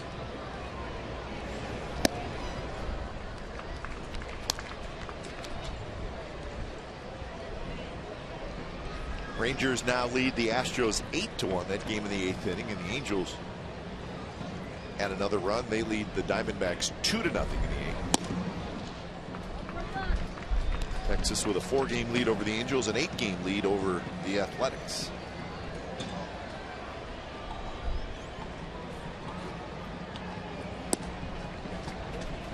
So a walk with 2 outs for Inge. Well, Richard got himself in a little bit of a funk right there. Mechanically, he kind of came open in his arm drug, and he lost all 4 of those balls after 2 quick outs to the outside. Left fielder, number 12. As a pitcher, you're cursing yourself inside right now. Last thing you want to do.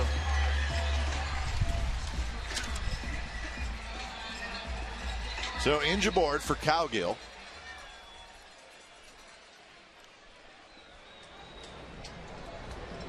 Cowgill with a strikeout, and then he reached on a fielder's choice. Taps that one foul toward the far end of the A's dugout.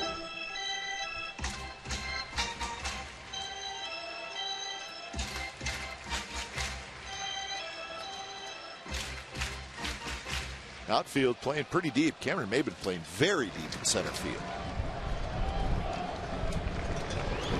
Slightly surprising. Yeah. Cowgill's got some juice, but Maybin's so fast you think he could play in a little bit.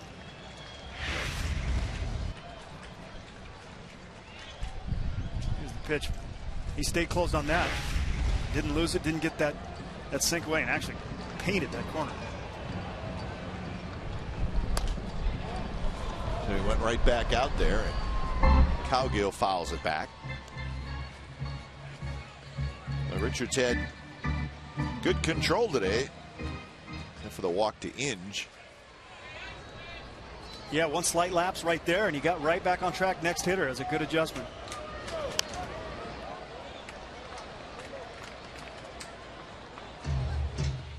He's now at 90 pitches.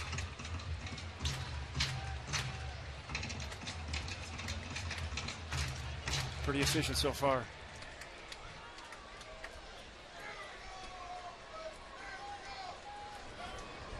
Another 0-2 to Cowgill, and another foul ball. This one's going to be chased by Alonso, but it'll be well back amongst the spectators. The crowd this afternoon is a good one, 21,631. So it's a nice Sunday afternoon crowd. Breezy and sunny. Pretty comfortable. And breezy in between booth. gusts. And breezy in the booth. And breezy in the booth. Somebody's going to be filling out my scorecard down at the crowd because it's going to head down to the lower deck. Another 0-2 in the dirt. Nice block by Hundley. Really good block by Hundley. That's textbook right there. Good anticipation. He wants it down there. It's the count he wants. He's down there in time, early, not meeting the ball as it's down. Softens it, lays it right in front of him, keeps that runner at first. Cowgill's got a little dirt on that uniform. Yesterday I commented on Voos having to do all the clothes, and I got some heat from the clubhouse staff saying he hasn't washed anything in years. So, Cliffy, I'm sorry. You're doing all the work. Old Chicken Legs has got his feet up having a cigar. I know it. So Voos goes nowhere near the washing machine. Nowhere near it.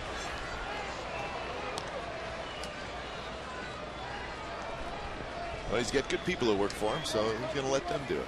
He's got the best.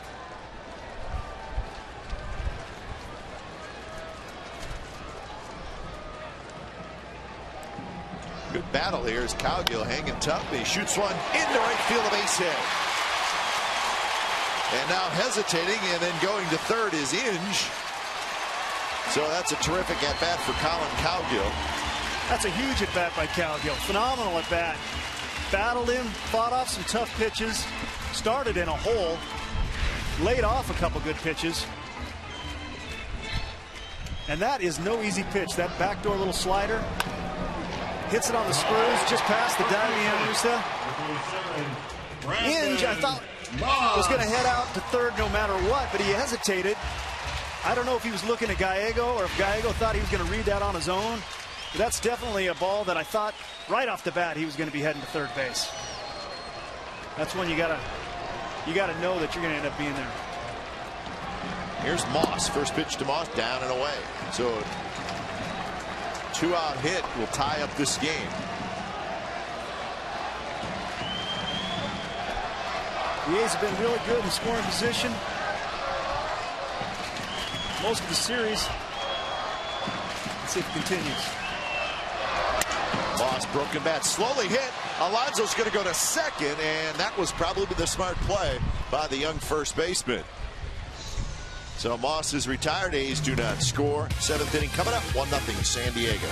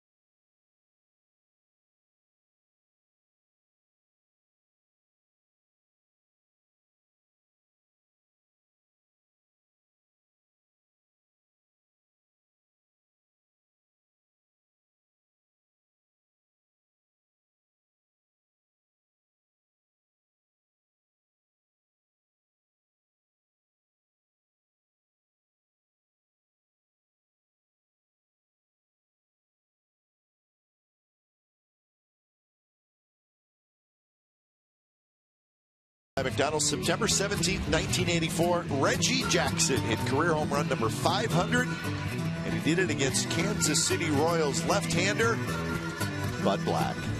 Buddy with the sweet stash, huh? They got to bring the stash back.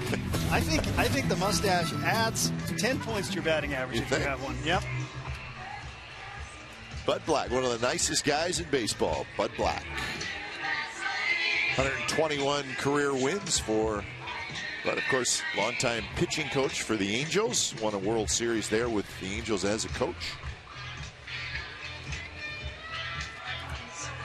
So Reggie wearing the Angels uniform when he hit career home run number 500.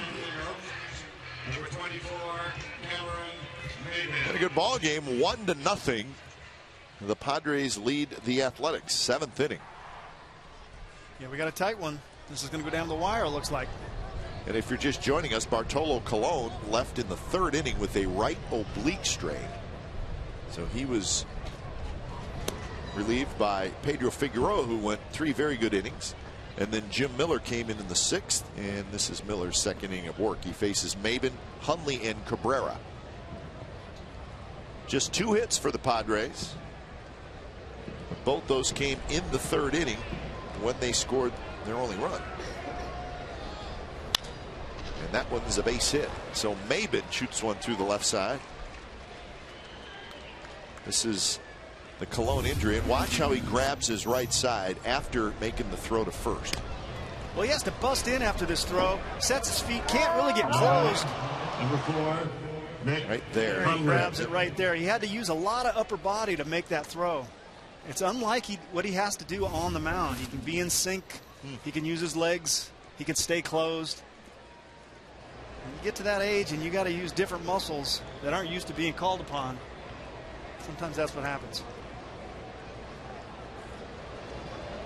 Here's Huntley. Now Maben is a major base stealing threat.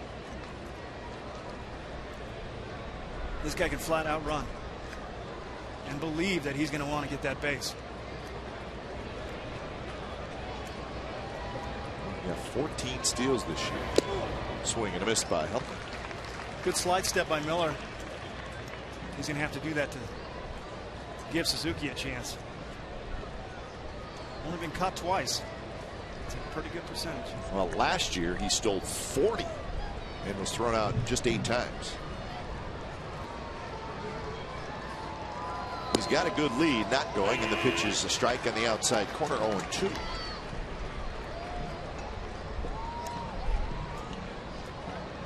I wonder if Hundley's going, hey, you gonna go or what? Yeah, well, that's that situation we talked about. How many pitches do you take as the hitter to allow the runner to go? Well, he's not thinking about the runner now, but those first 2 pitches, I'm sure he was.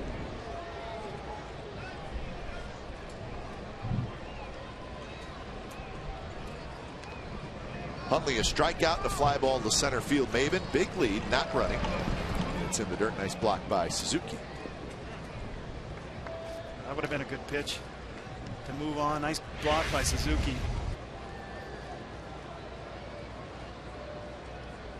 Scott, how aware is the first baseman of the size of the lead that the runner has? I mean, is that something you would check if you're holding the runner at first?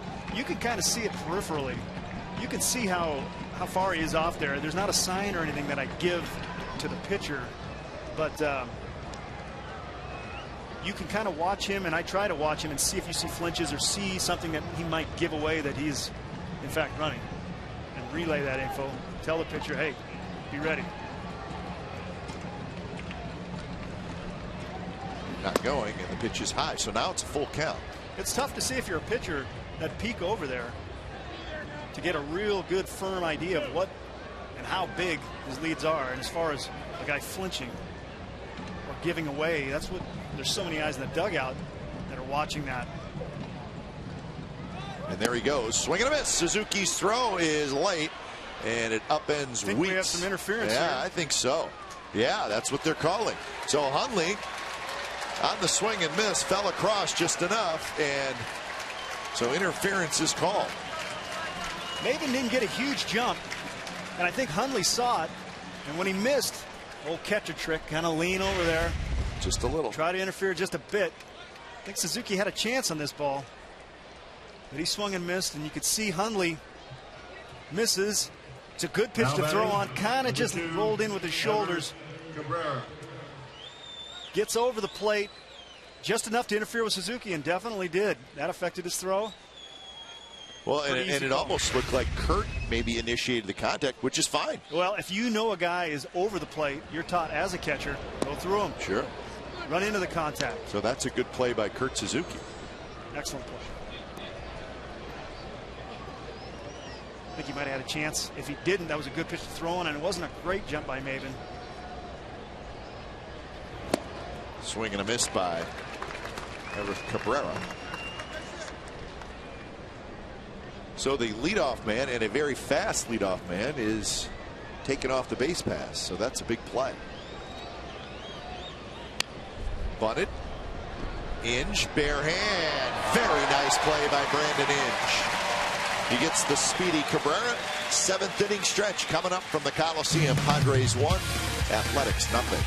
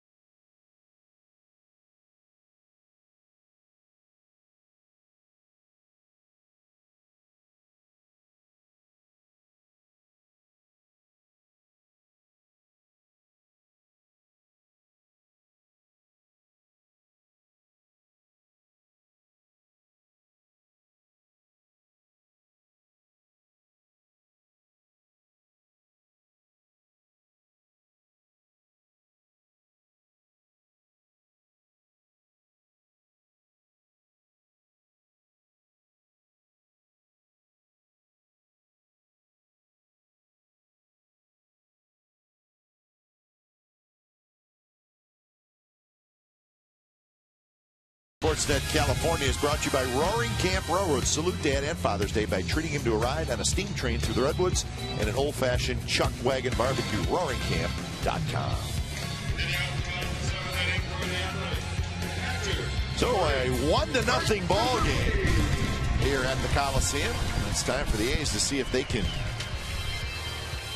like yesterday, score late and get a win. Although the story for the Padres is that man, the left-hander Clayton Richard, who has been very good through 6 innings. So still 3 at-bats for the Athletics.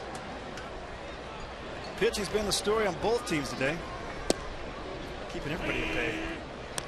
So Suzuki, Pennington, and Crisp, 3 hitters for the A's.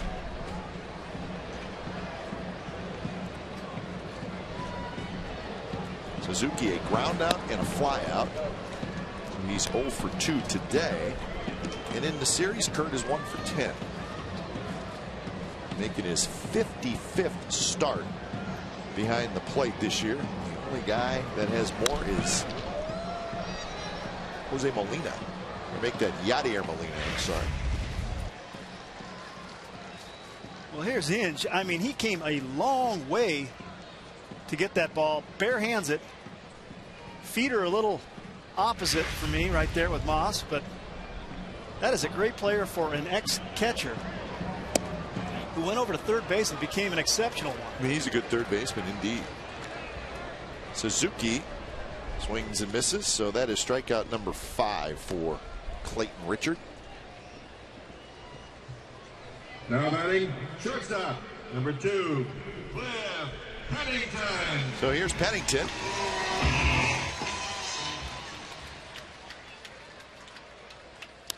Pennington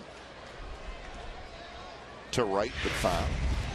Well, here this play here to Moss, how he's got his left foot on the base. I know he's squared up before we see that, and he's facing the play because Inge came so deep that the ball was going to be right at him. The thing is, it limits your range right there. He really had to reach. If he's able to, because he got it to him in such a quick manner, he could have been straddling the base or read the throw, moved his right foot to the base, and had more range at least. Sure. It would have been easier for him to stretch because he could have taken a step with his left foot and reached with his left hand. It did look a little strange seeing him make that play with his left foot on the bag. His range just got limited. He made a nice play and he did what he could do. And a lot of times you will square up to, say, a pitcher on a little bunt, that you'll give him that inside target with that left foot on the base. But where he got it, it was kind of an in-between thing and might be one that he would think about next time. But not a guy who's played a lot of first base either. So those are one of those nuanced parts of the position over there that I think you're going to learn down the road. Be interested to think how he felt on that play.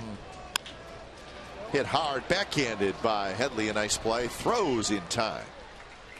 So Pennington is retired. Hit well. Nice play by Headley. Good backhand. Another ground ball from Mr. Richard. Well, on that missed pop-up, it was an error given to Alonso.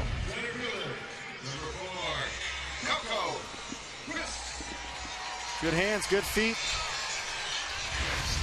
Easy throw to first.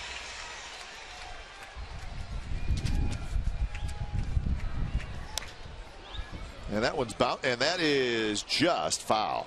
That's just foul. Wow. Aggressive early too. Mike Malinsky called it. You can tell Coco's struggling a little bit, not seeing it great. Real aggressive early.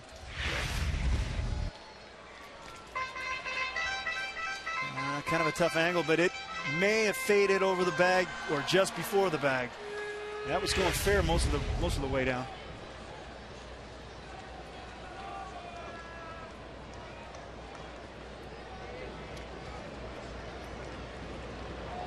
Chris had a base hit in the 5th inning. He also grounded out and flied out 1 for 3, hitting 195.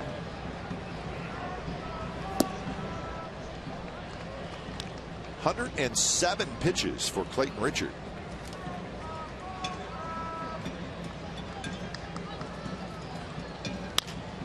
Right back to Richard. He reaches up and grabs it. Underhands to first, and that's a 3-up, 3-down inning. So Richard rolls on. We're going to the 8th inning. 1-0 San Diego.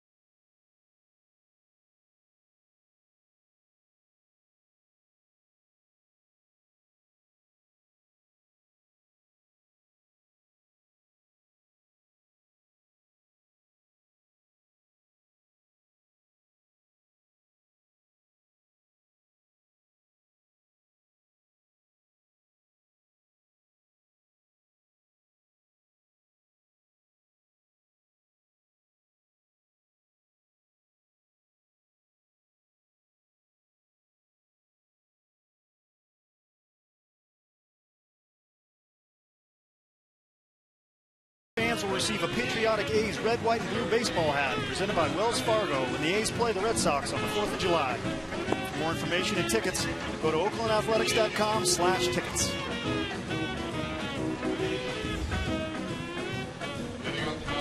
Jerry Blevins comes in out of the A's bullpen when it's time for change. Think Speedy Oil Change and Tune-Up, your oil change, tune-up, and smog expert. So Blevins in here in the 8th inning facing Amarista to lead it off.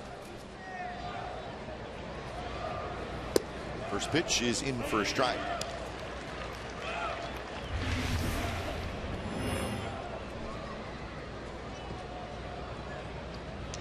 Good season for Blevins, 2.22 ERA in 23 games. 220 average both to lefties and righties. Equally tough on both. Blevins has got a pretty average fastball. He's got a little sink to it. He's got a little cutter he'll use and kind of a slurvy breaking ball, mainly to left-handers. There it is right there. Yep. Second deck foul ball. So Jim Miller, 2 good innings, gives up a hit. A couple of walks, a couple of strikeouts as he had some base runners but was able to work out of any jams.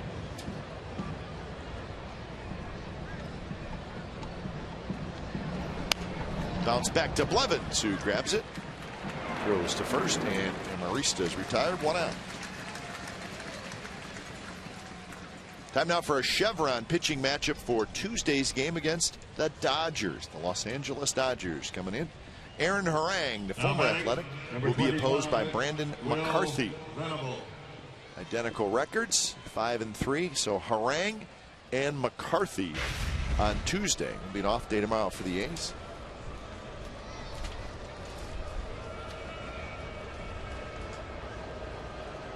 Here's the top of the order in Will Venable. And that one outside. On Wednesday, it'll be Tommy Malone and Nathan Eovaldi. Youngster. And then Jared Parker and Clayton Kershaw on Thursday. Coco coming in. He's not going to get it. Drops in front of him, so Venable has a hit.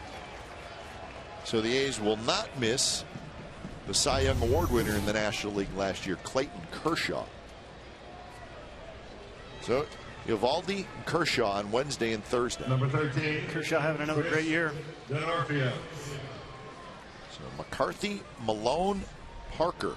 And then after that, the Giants come to the Coliseum next weekend. But with the Cologne situation now obviously a little clouded, we do not know There'll be some moves. Yeah, probably.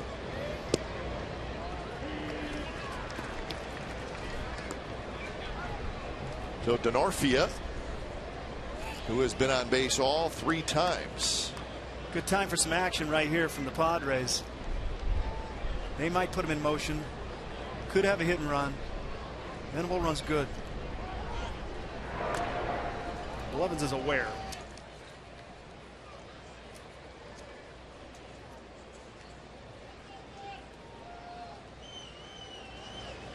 Padres bullpen is quiet, so even with Clayton Richard at 108 pitches with ties his season high for pitches thrown,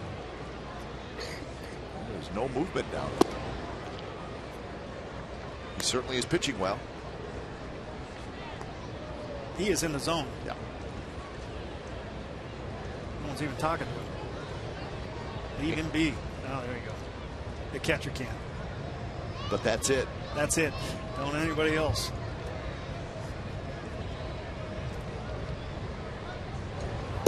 Denorfia checks his swing. The Angels shut out the Diamondbacks 2-0. Richards the winner. Frieri the save, and Pujols hit a home run, his 10th of the year. So the Angels take 2 out of 3 from the D-backs.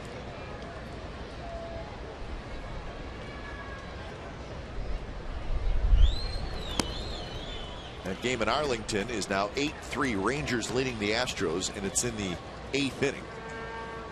Giants and the Mariners are tied 1-1 in the 7th at Safeco. Blevins is doing a nice job of mixing his looks. He's holding longer. He's changing his timing. Denorfia. He's doing a good job making it tough for Venable.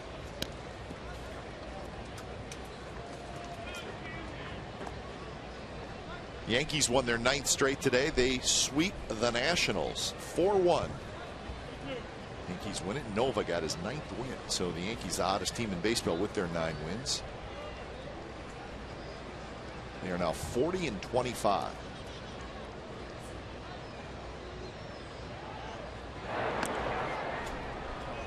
Orioles kept pace. Orioles shut out Atlanta 2-0. So the Orioles have won 7 out of 8. That division is stacked. Yeah. Baltimore takes 2 out of 3 from the Braves in Atlanta. So the Orioles stay a game and a half behind New York. Rays shut out the Marlins 3-0.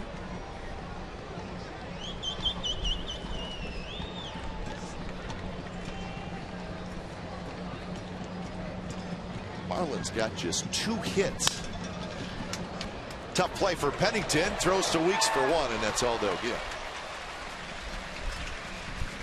Great job getting a ground ball right there by Blevins, but my goodness, that is a play by Pennington. He charged that thing immediately and got an incredibly tough hop. Shows off those incredible good hands. This ball's hit. He had to bust in to get, which is still a tough hop, to get that double play started. Weeks hangs in there nice. Runners on him, just didn't have a chance to turn it to first. Great play by Pennington. Quick throw.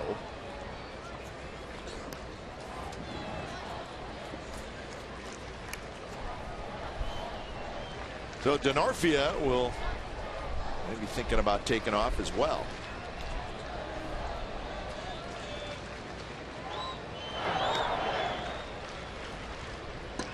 Headley is the hitter. They do have Headley and Quinton coming up. He might wait for the damage out of those two rather than try to sneak him. Blevins is doing a good job of holding him, not giving him a jump. But Denorfia has some speed. First pitch down and away to Headley, who is 0 for 2. He walked in the 6th inning.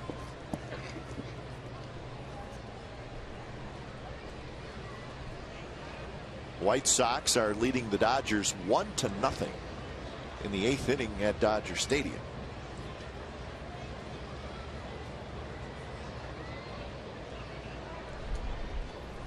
Denorfia was going back to first base, so he's probably not terribly comfortable with No, exactly. Levens, or he's deking him. Who knows? But exactly. He just went right back to first base. No, that's a good read. That's a good point. He is not comfortable seeing whether he's going home or to first. But he does have a good lead. But maybe it's that one-way lead. I'm betting it is. You got your 3-4 hitters coming up. You're not reading the pitcher well. You're not going to want to make that third out at second base this deep in the ball game with only a 1-run lead.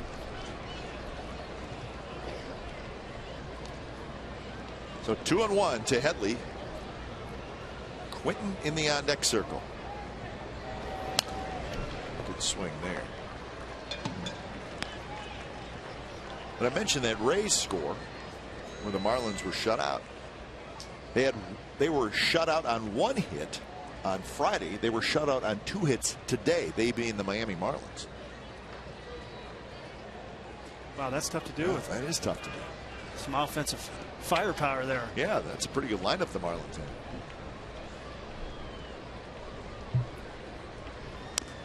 Headley rolls at foul. But that's a case of sometimes when things go bad for one person, it becomes viral. Yeah. We've seen it here.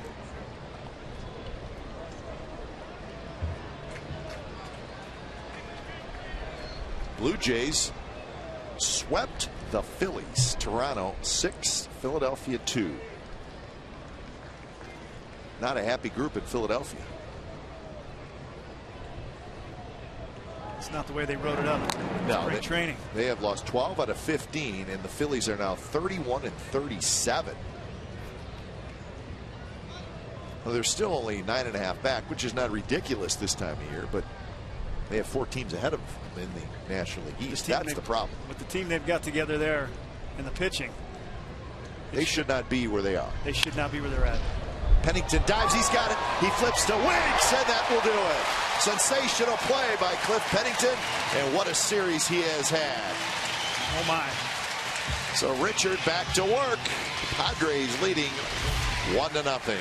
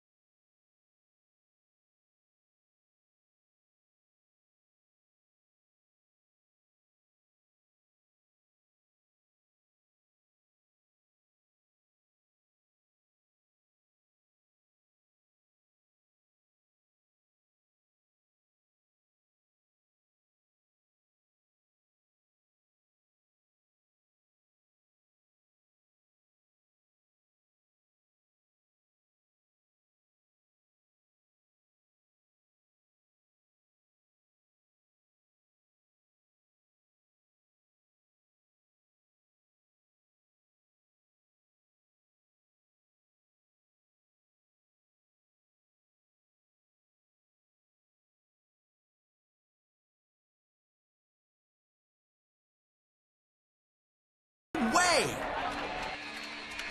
Here's our game summary brought to you by your local Toyota dealers. Pitching duel 1-4-1 for the Padres, 0-4-2 for the Athletics. Bartolo Colon left in the 3rd inning with a strained oblique. A's have had chances today, have not been able to come up with the big hit. So that's your game summary again, brought to you by your local Toyota dealers. Clayton Richard is back out there. He'll face Weeks, Reddick, and Gomes.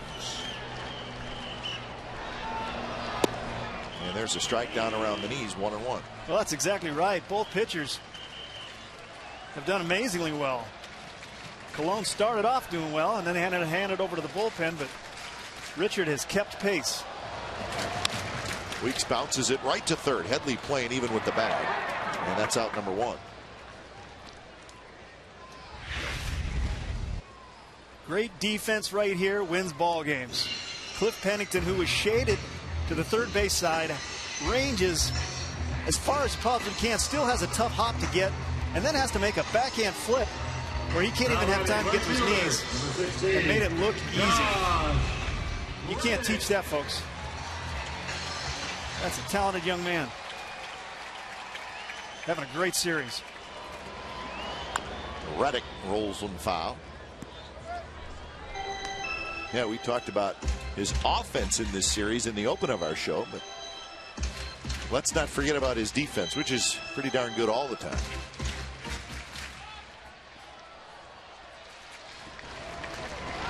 Reddick bunts it, and he hits a line drive just fouled on third base. He's looking for something right now. He's sick of these Padres. Reddick is 1 for 11 in the series. I don't blame him. Not a bad thing. Headley's playing deep. He's playing shaded to short. He's not seeing Richard at all.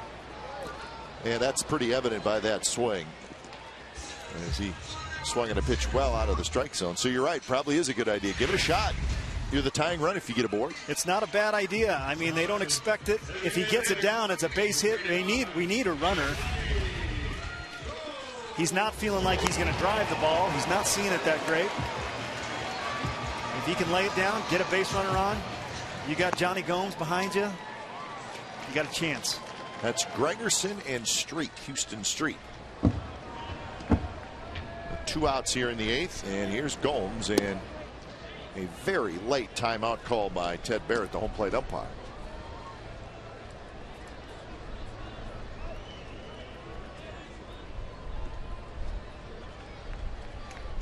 Gomes is 2 for 3, 2 singles and a strikeout. 114 pitches for Clayton Richard. That's a season high. And that one bounced in the hole. Nice play by Cabrera. The long throw is not in time. So Gomes has his 3rd hit. He's only had 5. That was kind of deja vu right there. Didn't he beat one out earlier like that? Cabrera ranged even further for that one. But Gomes showing off those wheels. Actually runs pretty good for a big guy. Yes, he does. He gets out of the box, too, from the right. He really does. Right-handed batter's box.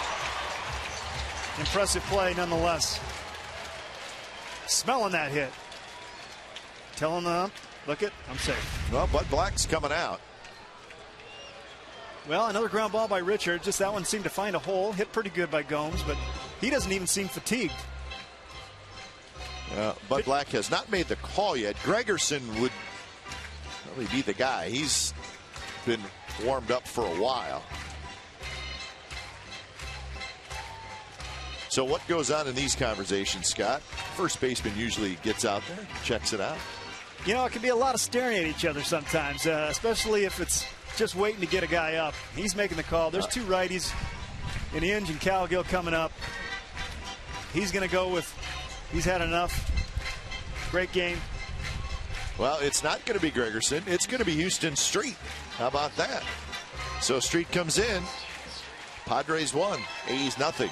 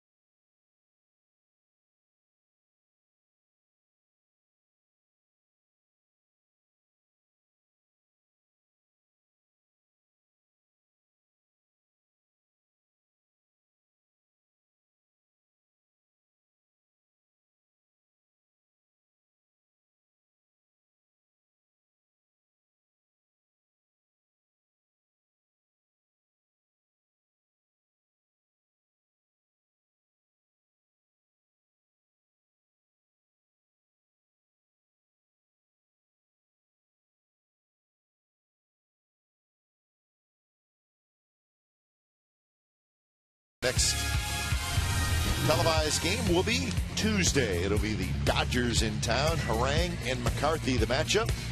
Coverage starts at 6:30 with Ace Pregame Live, and then the ball game after 7.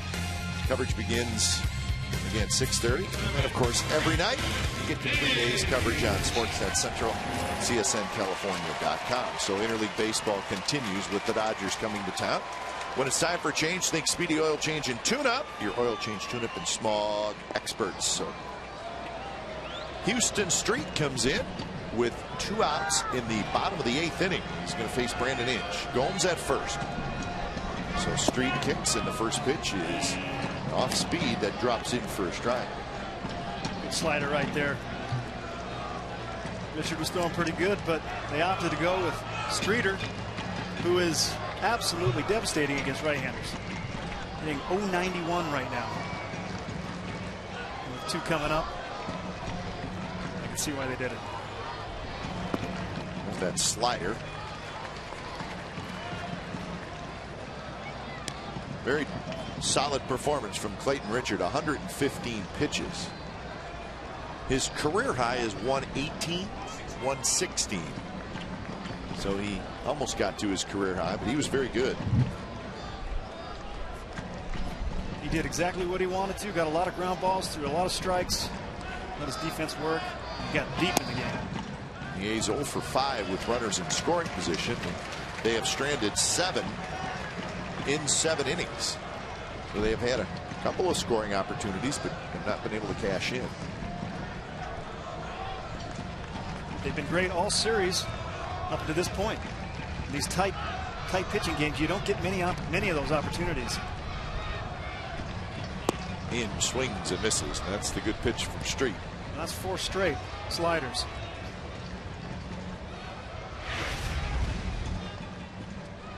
He's got a good one, and that one he puts in a real tough location to square up.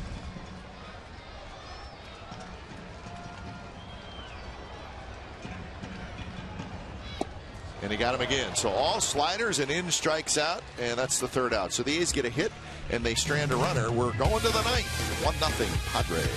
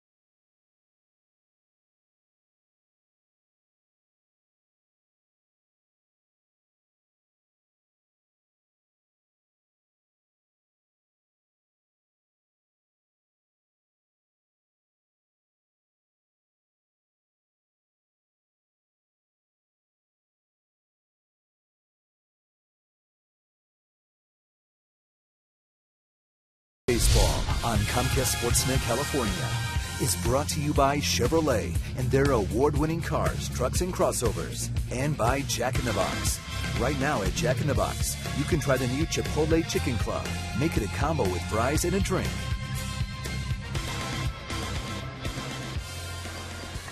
Top of the 9th inning. Jerry Blevins try to get the A's back in the dugout. He faces Carlos Quinton leading things off. Quinton, first pitch swinging, fouls it back.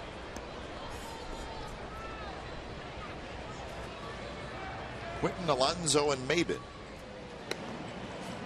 Houston Street warming up in the bullpen. Wasn't quite hot enough, I guess. I've never seen that before. Warm up, come in the game, and then go back and warm up. Now, come on, why would he do that? Well, because he didn't throw a fastball. Maybe he wants to dot that fastball, get it dialed in. Or not. Do you think he's trying to keep the same routine as it would be if he was just coming into the ninth for the save? It could be. Maybe. You know, he could be one of those guys that like to pitch a little bit more, and that situation right there may not have thought he was going to be in that game. They call him, and he could have been a little surprised. And that's going to be a ground rule double. So Quinton goes the other way, and the Padres have a runner at second and nobody out. Time now for the AT&T U-verse reverse replay. Well, Clayton was on early and often, pounding the zone with that fastball. Not a ton of strikeouts. He's getting a few there. He's got a pretty good slider too, but they couldn't do much with him. And he owned poor Reddick today. Ground balls, missing barrels. That'll find you deep in the game. Alonso, the bunt attempt, and he pushes it foul. So the Padres just trying to squeak out one more run. Got a pinch runner, Logan Forsythe, in there for Quinton.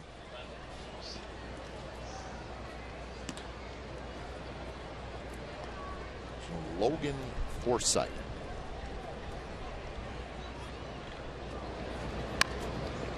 That one is bunted to Blevins. He'll pick it up and get the out at first. So the sacrifice successful by Alonso. So Forsythe will be at third with one out, and Cameron Maben will be the hitter. Good bunt by Alonso. Got it down. Did his job. A's are going to have to bring the infield in here. Number 24, Cameron Maben. Possible squeeze situation. Maben is 1 for 3. Well, you really just do absolutely everything you can to keep it a one-run game if you were the Athletics. And Bob Melvin's coming out. Cook in the bullpen. And it's a slow walk for the manager. Probably going to be a change, but probably a little strategy going to be talked here too, as far as what they want to do defensively. He just glanced down there. Cook takes a drink of water, and I think he's probably coming in. And there's the point. So when it's time for a change, think Speedy Oil Change and Tune-Up, your oil change, tune-up, and smog experts. Cook trying to get the final 2 outs.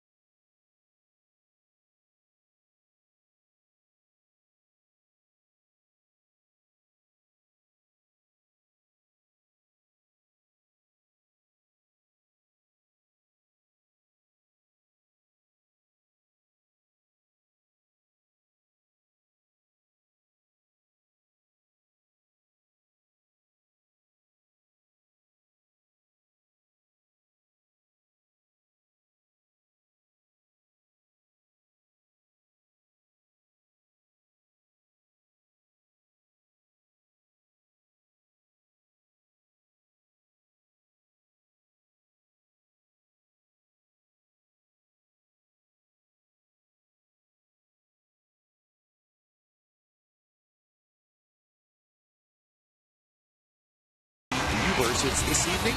It's going to come your way at 6 o'clock on our sister station, Comcast Sportsnet Bay Area. Lots of highlights from this game, updates from the Olympic Club, and also Tiger will discuss his round. Damon Andrews and Scott Reese will host Sportsnet Central tonight at 6 o'clock. So certainly a big weekend of golf as well. The U.S. Open at the Olympic Club. That's exciting. Nice weather, too. Couldn't ask for better weather. Oh, especially over there. It can get a little chilly on the coast. A little foggier today over there, looked like. Greens are pretty hard. Yeah, oh yeah. Scores are pretty high. So Ryan Cook comes in, strikeout situation, and that's why he's in the ballgame as he faces Cameron Maben. After Maben, it's Nick Hundley infielding. And Maben got a fastball, and he fouled it back. Inherited runners, 7. Stranded, 7. That's pretty efficient. Yeah. I guess we shouldn't be surprised, as any numbers we put up on Ryan Cook are going to be terrific. 0-1 pitch, and another fastball foul back. Well, Maben, I think, got his 2 fastballs to hit. He did. I'm kind of surprised he got the second one, but they've got on his hands a few times today. And I think that's what they're trying to do right there. But you're right. They're coming in. They're looking for a punch out here. Just in case they got the infield in. They got to leave that runner at third. And they got the right guy on the mound to do it. And there's the slider, but Maben is able to lay off quite a ways outside. Well, as we said, Scott, you do anything you have to as the manager to keep this a 1-0 game, and that includes bringing the guy who's, well, the last week or so has been your closer, Ryan Cook, and will remain your closer. And deservedly so. He has been absolutely filthy, doing his job. And a nasty slider, strike 3 call. Maben could not pull the trigger. Just like he drew it up. That is filthy.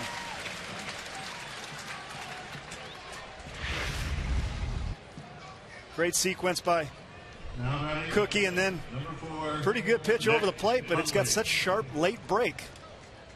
You could see him, his front shoulder twitches. If you see that, the hitter is fooled, and it's going to be too late to pull the trigger. Strike 3. Good pitch by Cookie. So now he's got to get the catcher, Nick Hundley. And that one to the backstop.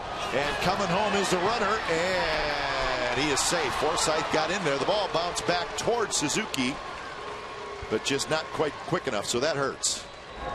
Well, Cook, he's kicking himself there. He just pulled the heck out of this ball right here. Suzuki didn't have any chance. When you throw that hard and you pull a fastball like that, you have no chance. It happens so fast. And it was a good read. Yeah, I mean, he just yanked that as bad as you could. Popped back pretty good to Suzuki, and he was on it, but. Well, Cook had the right idea. He tried to block the plate, and he was just there a shade too late. So 2-0, and that's a big run. And that one to the backstop as well, 2-0. Odd to see such precision in the first guy to lose it right there. But here's Suzuki. I mean, Cook trying to block the plate. Well, you saw his foot just get there a little bit late. Little late. That was a good jump from third. Well, that's why you put a pinch runner in there, right? That's Carlos exactly Quentin is probably turning around, going back to third. Right. And Quentin's the DH, so you're not doing anything defensively to mess up your outfield line. Wanted some speed for a sac fly or borderline ball in the infield. Pass ball right there, or a wild pitch. In the bottom of the 9th, it'll be Cowgill, Moss, and Suzuki.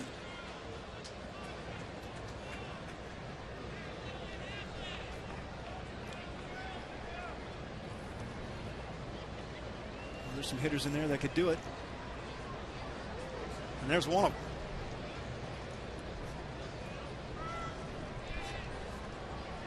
Yeah, definitely might see Seth getting an at-bat this next inning. Slider, strike 3 call, but the insurance run does come across on the wild pitch. 2-0 Padres, bottom of the 9th coming up.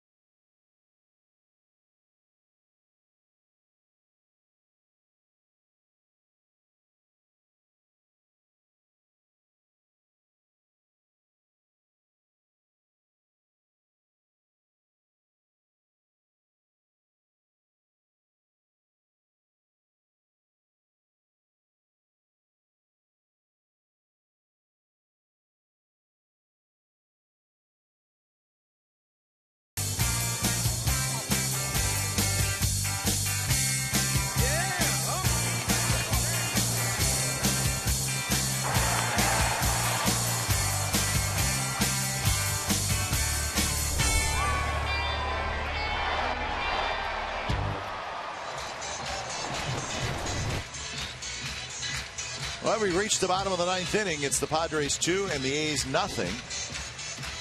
So the A's will need a big finish. Houston Street back on the mound. He got the final out in the 8th inning. Went down to the bullpen, threw a few more pitches, and he's back out on the mound. So Street trying to save it for Clayton Richard. The A's trying to do some late inning dramatics and sweep the Padres, but work to do here against Street. Cowgill to lead it off.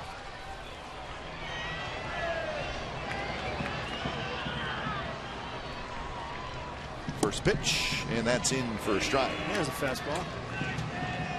Tail on it. Pretty good tail. Cowgill looked like he was taking all the way.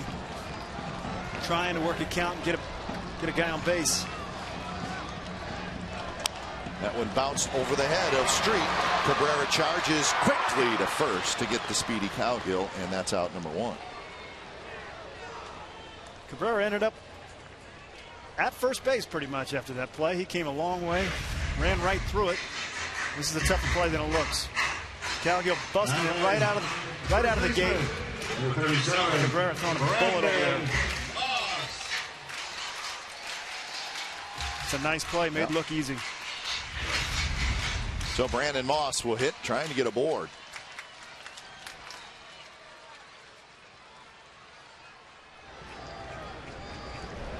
First pitch, swing and a miss. So the fastball only 88, but pretty good movement. Pretty good. That ball was a hittable pitch. Moss took a good pass at it.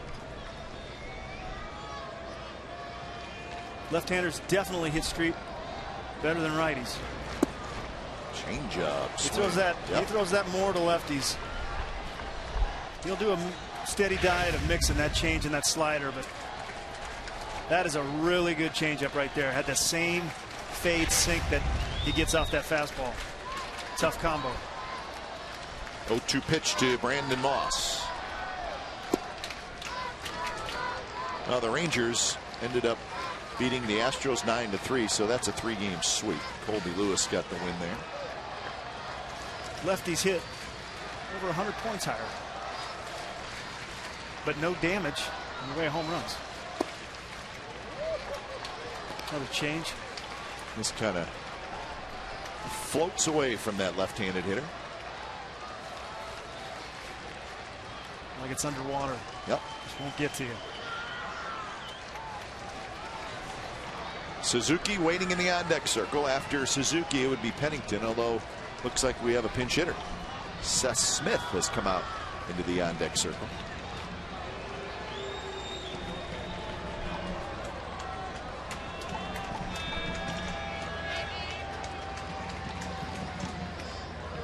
Two pitch to Moss, setting up inside, and it runs inside, but a little bit too far, so Moss has worked it full. It's a good pitch by Street. I think he had him fooled. Everything has been away from him, especially the changeup. I know Moss had his sights set out on the outer half of the plate. I think Street knew it, tried to freeze him inside. That's a pop-up foul, so a 3-2 changeup.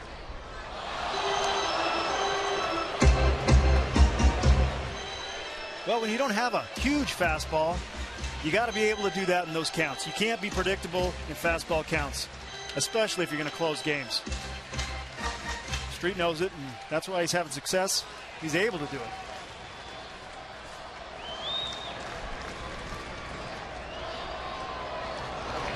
And he missed up and away. He went with a fastball that time. So now the A's will get the tying run to the plate. Big at bat for Moss. Fouled off a couple of those tough changes away. Stayed on the ball pretty good after getting in a hole. And he's able to get the tying run to the plate. Good job. So a couple of former teammates will square off. Had some time with the Rockies together. Smith and Street.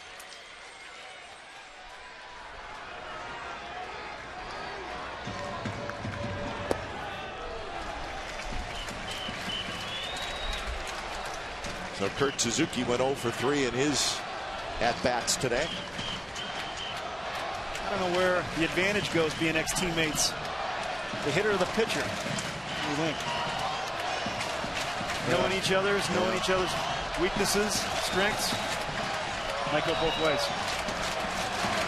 And nowadays, with so much video and scouting reports, is there an advantage anywhere? Probably not. It's like we're all teammates. So now Smith sitting in a 2-0 count, and he has been red hot as of late. Yeah, he got all of that ball. That's a deep part of the ballpark. And it snuck out of there, but that's still a long way. A's would love to have one of those right now. Combined with that power, he's got a great eye. He's got a .389 on base percentage. Grounds that one to the right side. There's one. The throw back to first. Not in time. So Smith digging it down the line. He keeps the game going. Bud Black does not agree with Mike Malinsky, so they're going to have a little chat.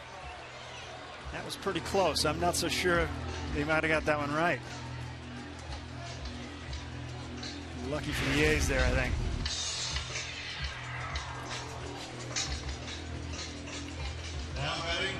Good turn.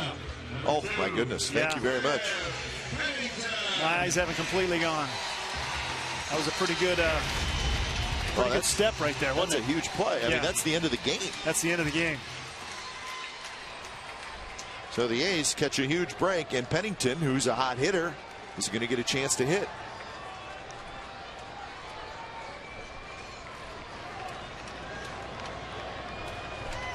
First pitch to Pennington is low. So the cry for instant replay will just get a little bit louder, Scott. Whether we agree there's a with case it, for it after that. Well, that's probably true. Alonso's not holding Smith on. He's playing deep.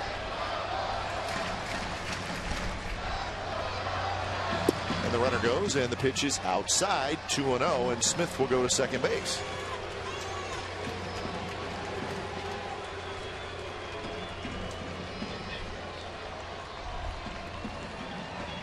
So the meeting is over.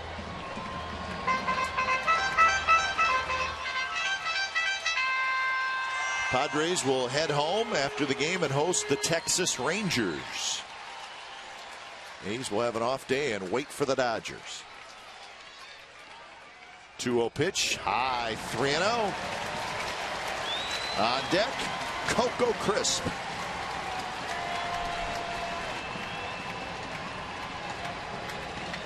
Got to believe Penny's taken here. Get that winning run to the plate. He can work a walk. And that one in for a strike.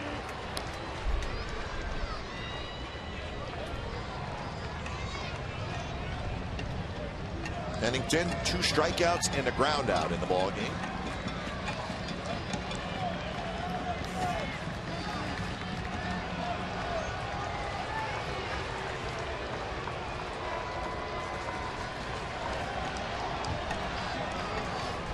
Streeter's definitely going to want to make him put it in play. He's going to split this plate if he can. And Pennington checks his swing, up and away, ball 4. Good at bat by Pennington. Last thing Street wanted to do right there.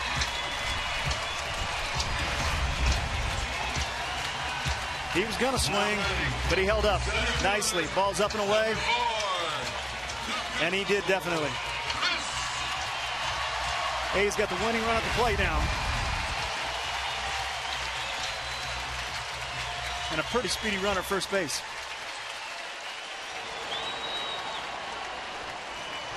So here's Coco Crisp.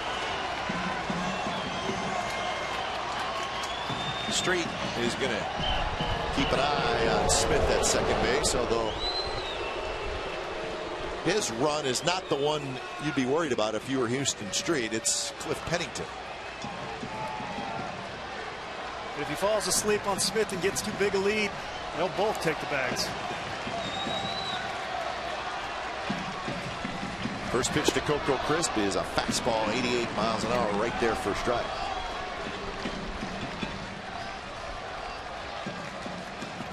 Coco is 1 for 4 in the game. The average with runners in scoring position.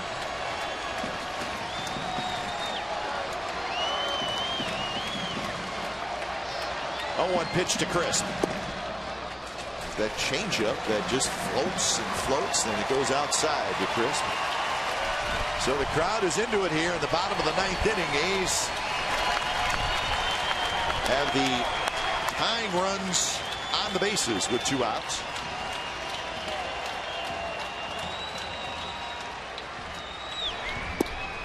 Drops low. Good take by Crisp. Do you think as a left-handed hitter, Scott, can you just eliminate the slider? That he's probably not going to throw you that slider down and in? I wouldn't completely eliminate it, but I would really turn my focus to the outer half of the plate. And you know what? Coco looks a lot more comfortable from the left side as he looked a little uncomfortable from the right side today. So he seems like he's seeing it a lot better from this side. Oh, yeah, there it was. That one came in, and it was a fastball, and Coco had a good swing at it. He was ready for it. Looks definitely more in sync. He was on time right here.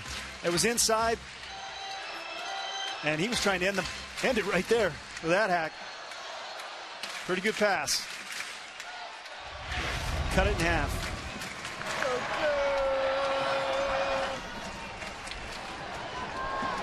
So the count 2-2 to Coco Crisp. And he line drive center field, base hit. Here comes Smith. Pennington digging for third. They'll hold him there, and it's a 2-1 game.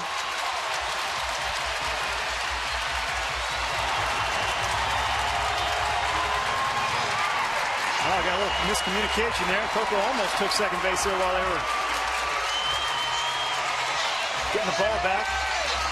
Huge hit, great at bat. Coco saw the ball really well. Had a nice pass the pitch before. Gets a ball away. Stays on it, stays right back up the middle. Huge hit for the A's.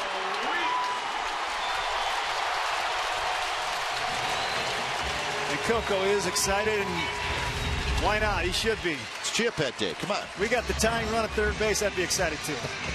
Chia Pet Day. That's right. So Jamal Weeks steps in. Weeks is 0 for 4, so he is due. You got some speed at first. You got to hold the guy on. Jamal's got the hole. We got options here. First pitch is on the inside corner. It's a strike. Might have been a pitch to do it to, too. Pennington at third. Crisp at first.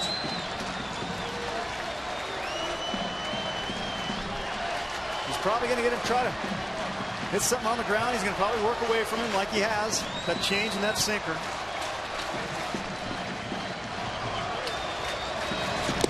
Swing and a miss. Came right at him. 91 that time, so a little reach back velocity for Houston Street. Now it's 0-2.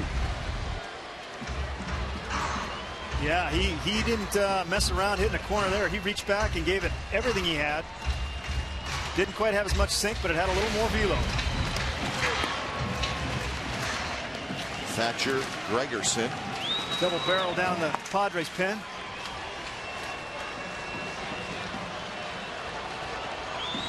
Oh, 2 pitch to Weeks. And he lays off the pitch that was low. Great location right there. Tough one to hold up on. And a lot of pressure on the catcher in this spot in the game. Yeah, if you're a catcher right now, nobody knows how much pressure is on that man right there. Especially with 2 strikes. The closer is going to want to throw something low in the zone, and you cannot let the ball get by you. And you don't want the pitcher to worry about it getting by you, or else you won't get his best stuff. 1-2 pitch. Swing and a miss. He struck him out, and that's the ball game. Wow, he challenged him 3 times, didn't he? And after seeing a lot of changeups to left-handed hitters, Street strikes Weeks out and a fastball, and that's how the ball game ends.